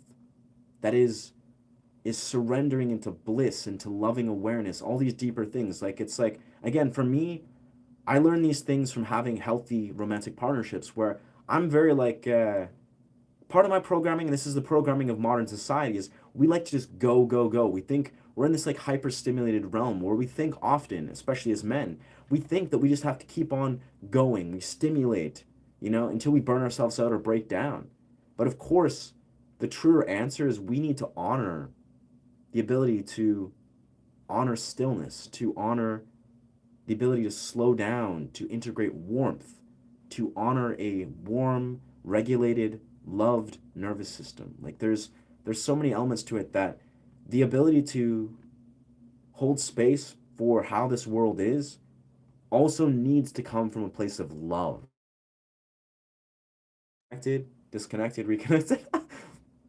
But yeah, in the simplest right, I think it's important to acknowledge that yeah, the ability to hold authentic presence for this the weight of the world needs to be coming from a place of love.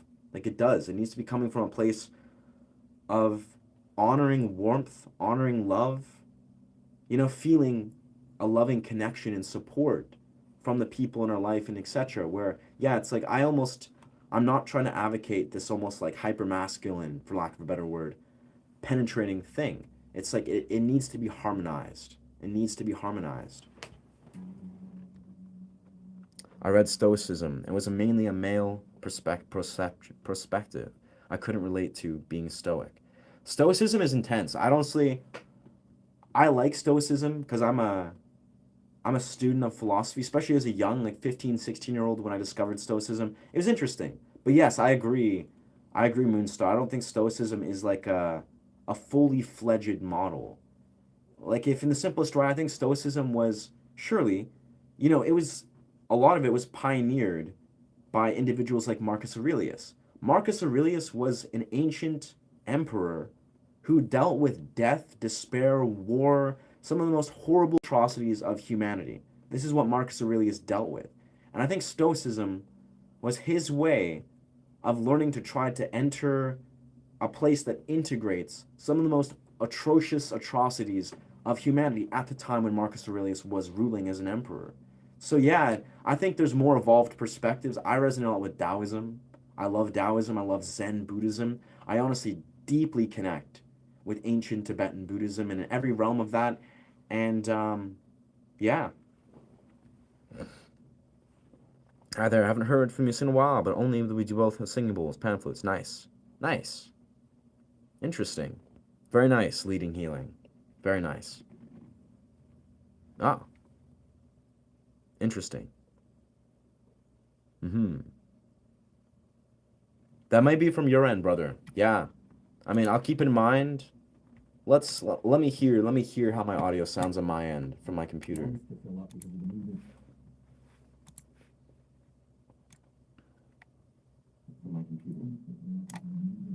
Speaking words, words, words, words, speaking words.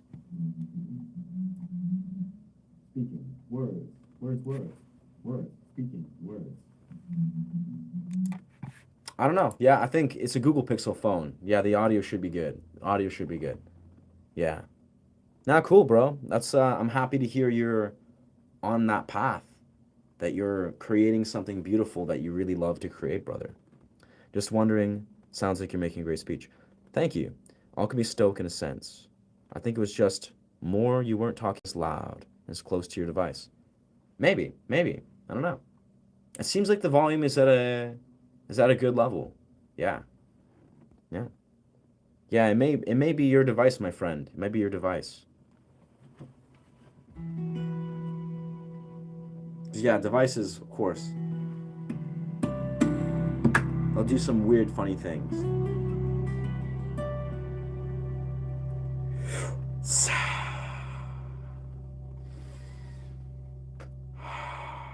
I invite everyone here to just take a collective breath if you desire to. Just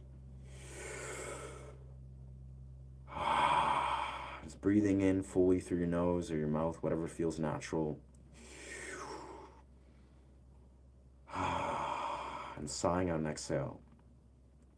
Our nervous systems, I speak of this openly on this stream, is I think it's important to honor our somatic system, honor our nervous system, introduce awareness to our somatic nervous system. Because a lot of us, we really don't. Like, there's a part of our experience that we've neglected that really we could benefit from just honoring deeper.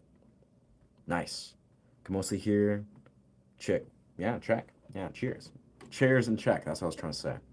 This jack is looking more potent. Nice. Yeah, it's probably the lighting. All right, I'm going to quickly be right back. I need to use the washroom. No momento.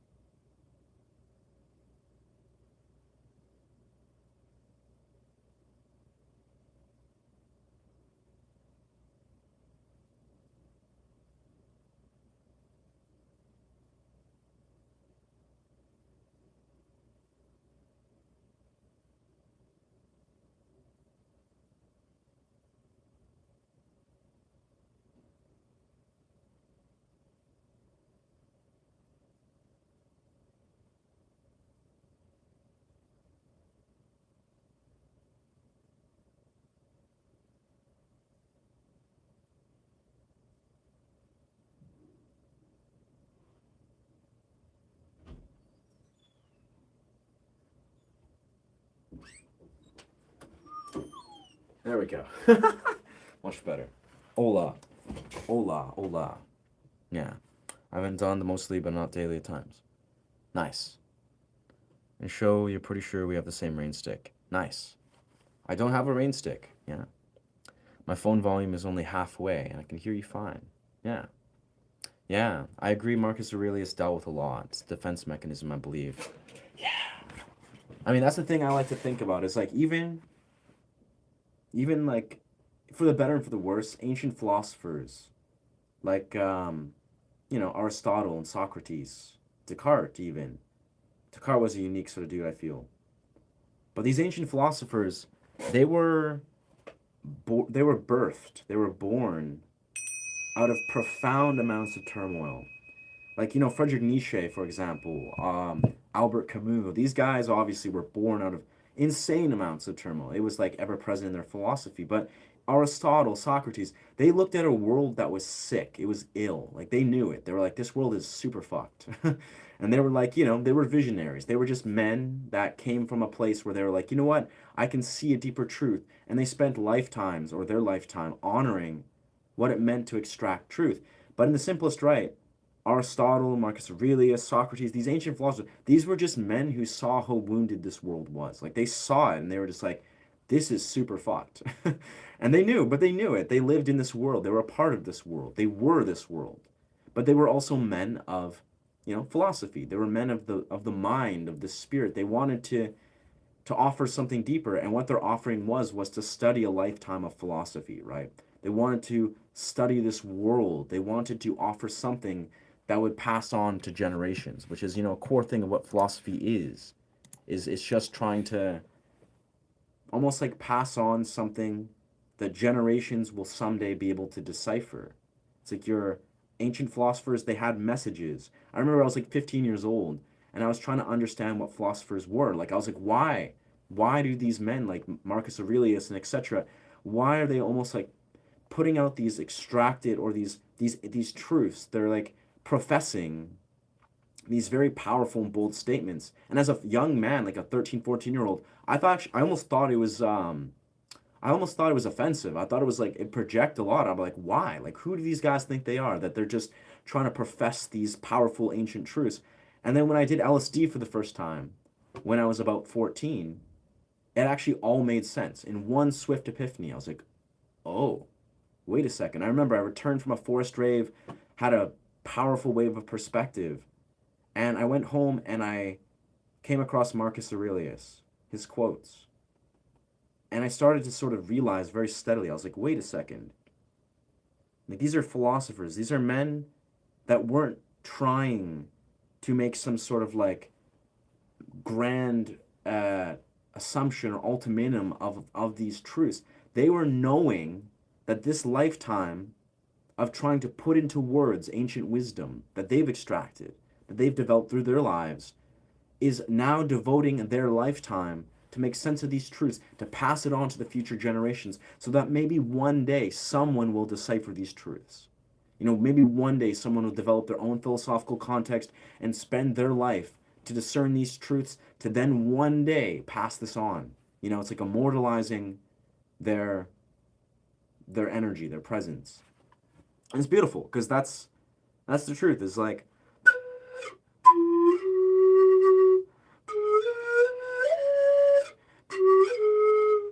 philosophers, they're just trying to pass on wisdom that is trying to be deciphered by the future generations. Interesting. Love Jalaluddin Rumi talks a lot about fraternity. Interesting. Yeah, honestly, I woke up today and came across some Rumi quotes. I used to read a lot of Rumi and a lot of Khalil Gibran, because they're both incredible minds, incredible poets.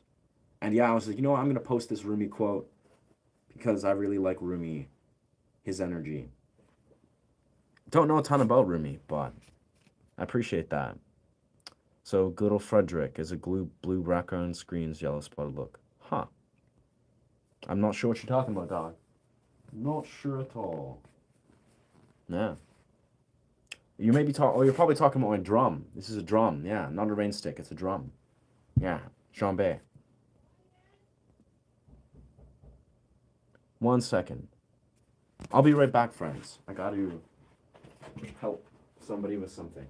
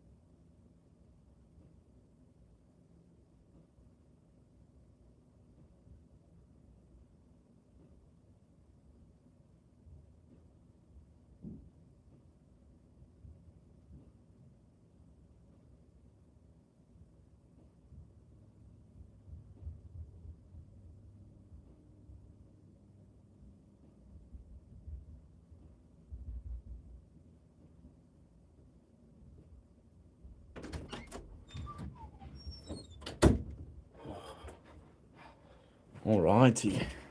I have to help a roommate with something. When you start playing the wind instrument, my dog starts staring at the phone with his ears fixed. Interesting.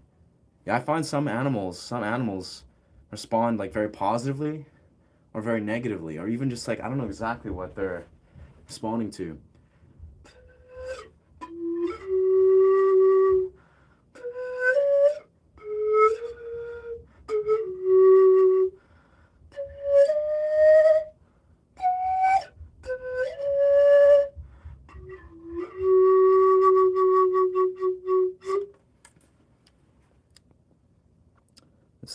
moods. Nice.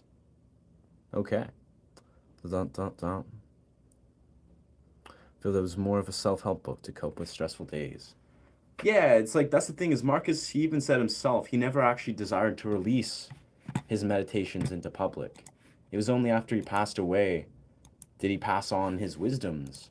Like that's the bizarre thing is like he just did that for his own catharsis. Like he wrote these philosophies and it helped him find clarity in his life. And then after he died, his meditations got passed on. Yeah. It's almost like it's what's so powerful is he didn't actually think any of these things would go out to the general public. I mean, maybe he would assume one day, maybe, but you know, yeah.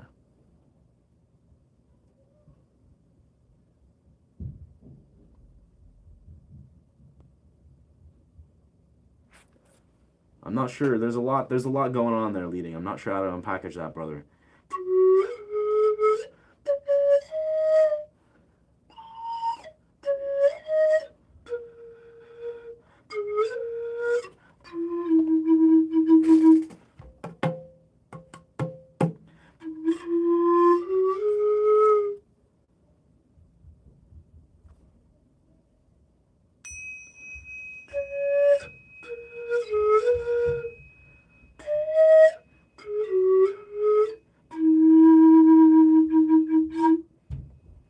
I think we're gonna take a segment to burn some ritual incense and sit outside.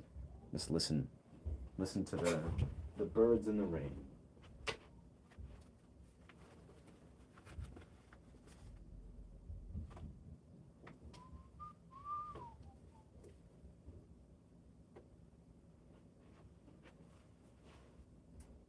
You know, I think the more, you know, sort of part of what I've realized is I love, you know, gathering. I love gathering perspective. I love like putting out this presence, this energy, you know, that is authentic in nature, that is to bring people together, to, you know, attract my tribe, so to speak. But I think surely, you know, the lifeblood of this channel is probably going to come down to something a little different, right? You know, I think as this channel evolves, it's definitely going to center around, you know, if I'm traveling the world, going to like Thailand and wherever I'm going, like Australia, a lot of this channel I think is going to be a lot of just like really chill, sort of meditative energy. Like I'm obviously always going to speak my truth. I'm always going to roast trolls and people that just need to be roasted. But the idea is, I think a lot of this channel, the direction I love to take it, is kind of this core center of this channel is I want to create like a meditative space. So if I'm like traveling to dimensions of nature and beautiful nature landscapes around the world, or you know, oceanic landscapes, and just writing music and playing music alongside that, like a very chill, blissful energy, I think that's going to be the totality of this channel, how it's going to unravel. Now, obviously, as a YouTuber, I like to bounce over the map. I like to find my niche. I like to experiment, explore, as young, ambitious YouTubers will do. But I think I'm very excited to really just create something very like magical and very blissful, you know, that is aligned with the sort of meditative energy continuously. But of course, again, I'm always going to speak my truth. I'm always going to keep it real in how I desire to do so. But it feels like a natural progression, you know? I'm a man that loves to enjoy the nature. I enjoy the elements. I'm a man that loves to just be with a simple meditative presence. That's just my original core nature. So it makes sense that I think this channel would, as I move forward, would continuously just reflect that, you know, just have beautiful soundscapes.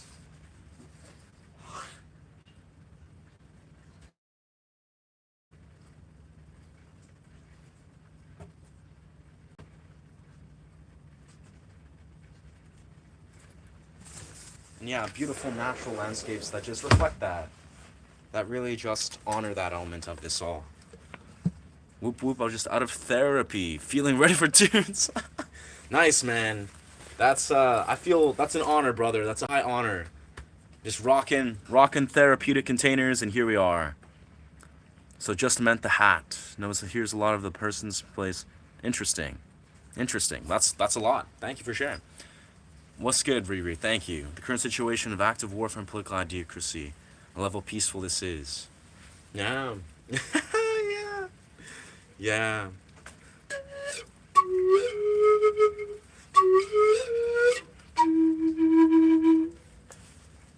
I mean, that's the act of truth. I mean, before before you arrived here, I was kind of going off on a beautiful little philosophical tangent slash rant that went on some, addressed some deep, I'd say, penetrating subject matter. In a simple, open-hearted way, almost like a philosophical way. But I think, yeah, it reflects on that. Yes, we are in a very deep uh, place. Humanity's going through a lot right now. Like, that's inevitably the truth. Often humanity does kind of ride these waves. But, yeah, I love to kind of sit with a core part of what I want this channel to be, which is just a meditative space. More than not. I'm a YouTuber that's trying to navigate the waters of growing a YouTube channel, but I surely think the lifeblood of this channel will be the beautiful music, the beautiful natural landscapes. This is where it started. Like, genuinely, before this channel had any viewers, I really wanted to make this channel very much like a Zen space, where it's like I'm going into forests, I'm playing music, playing meditative sound journeys, and yeah.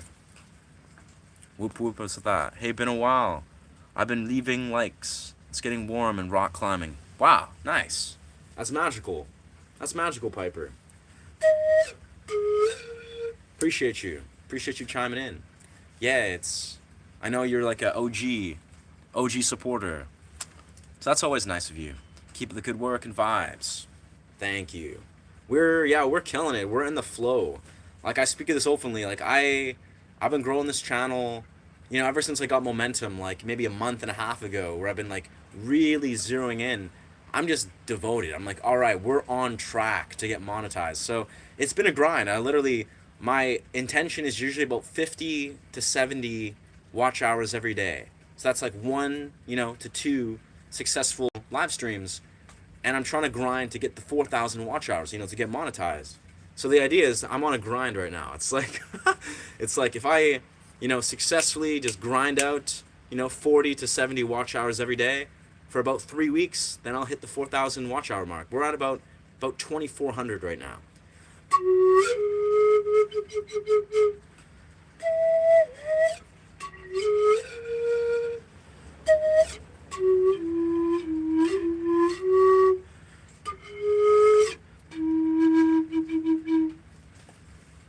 It's a blessing, though. I think it's a win-win in every metric possible. To grow a successful YouTube channel, it takes more than just watch hours. It takes an awareness of what your vision is. It takes a community. It takes, whatever, sponsors and this and that. And, I'm here for all of it. I'm here for the strife. Everybody hurting, make more art. Beautiful. Absolutely, brother. The world's in a tumultuous place. We need radical authenticity. We need radical expressions. We need people just to be honoring their expressions, letting it flow through.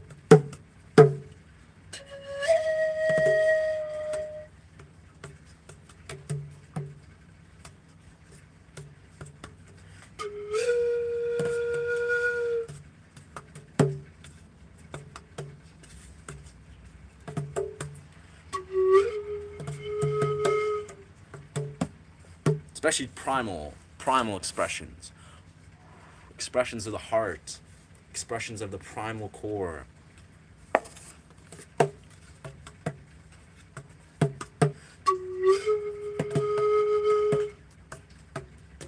Welcome, brother. Welcome, OTP. Or OPT.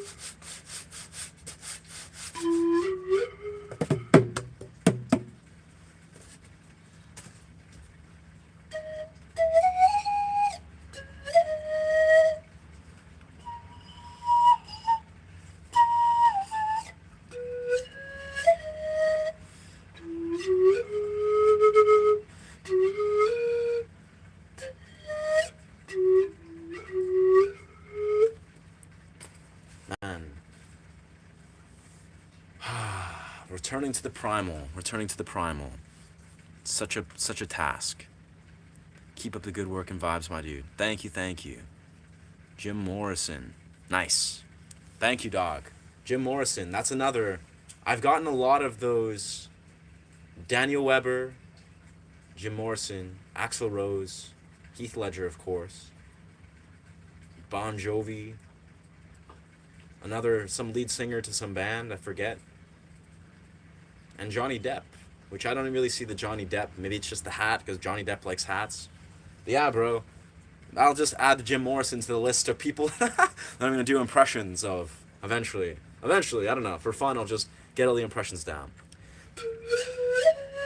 Val Kilmer. Who's Val Kilmer again? Val Kilmer. I think I know who you mean. I think I know who Val Kilmer is.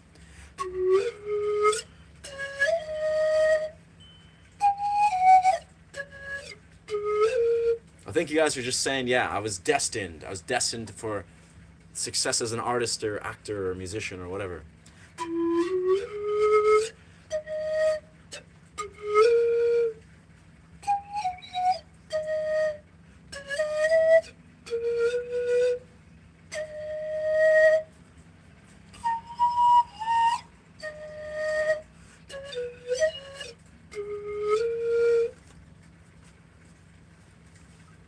He played in Batman and Jim Morrison.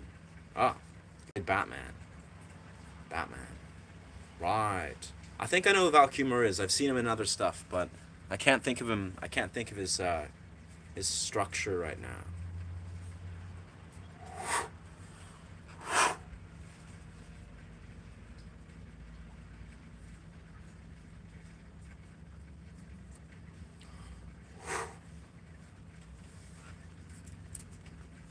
What's good? Welcome simulation. Press start. Interesting.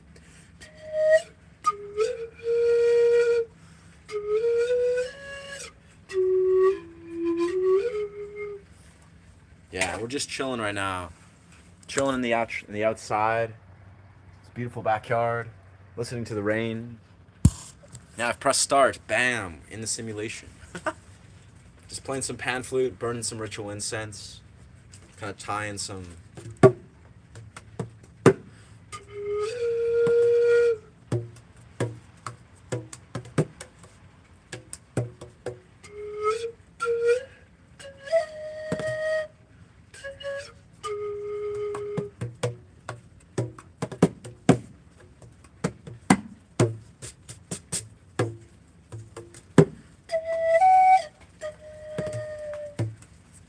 Wow. Some trippy miniature bird that just flew around. I think it's a hummingbird.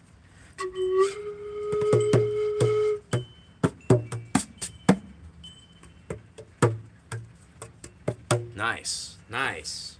That's legendary. But this is your sign then. This is your sign from the universe that's confirming your excellent choice to jam out. Yeah, I've been jamming out the last probably 2.5 hours with a lot of dialogue or monologue in between.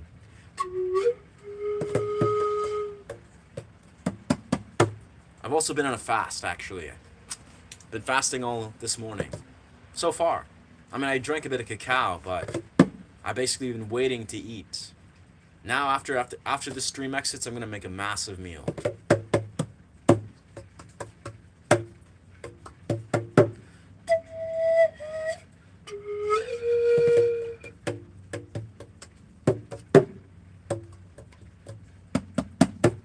I love it. It's very foggy right now. It's very foggy right now outside. You can kind of see it. Not really like if you go in the forest area, it's like a deep fog is entrenching right now westward, which is great. I love to see that. I might do some sort of long format video content capturing some of the fog. I don't know. I don't know.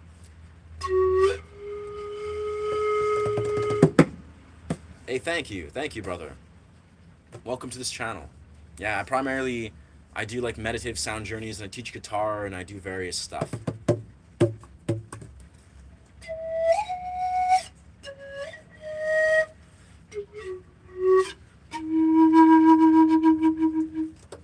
It's like a lot of great people that try to bring attention to their findings.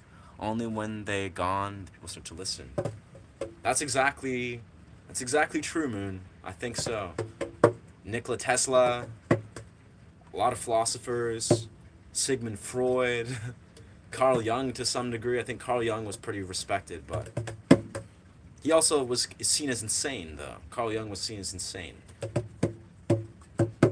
because he had a lot going on. Catch you later. Be well, brother. Have a great jam session, dog. Have a great jam session.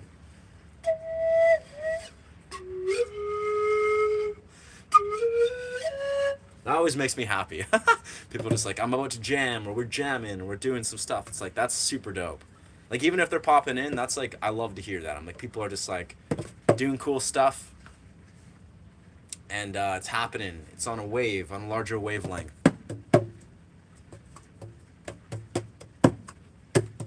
32 degrees. Nice. That's magic, bro. Yeah, I'm looking forward to, when I go and travel YouTube stuff, just being in different climates. Like, I love Vancouver, I love British Columbia. British Columbia is dope, but what a magical thought to be like in Australia or Costa Rica or, anywhere where it's like the climate is different. It's just different. That's going to be a mind fuck to experience weather in a different way.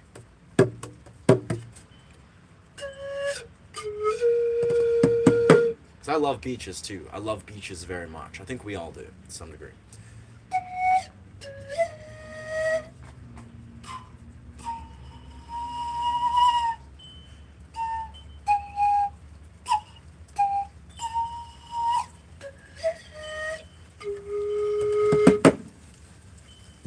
Wicked. Wicked.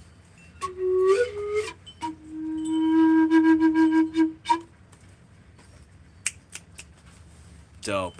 Alright, well, I think we're probably going to put a close to the stream right quick.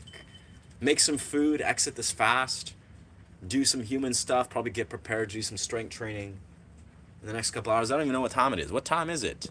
Okay. It's nearing 2 o'clock.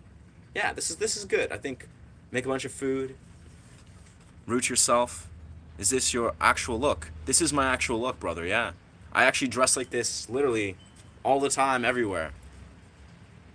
Thank you, Alasa. Appreciate that, dog. Yeah, no, you'll be surprised. I mean, I do dress like this everywhere. If I'm going to the gym, I'll just rock this. I won't rock the hat because it's just like you can't really do handstand push-ups very well with a hat. But yeah, this is my everyday attire.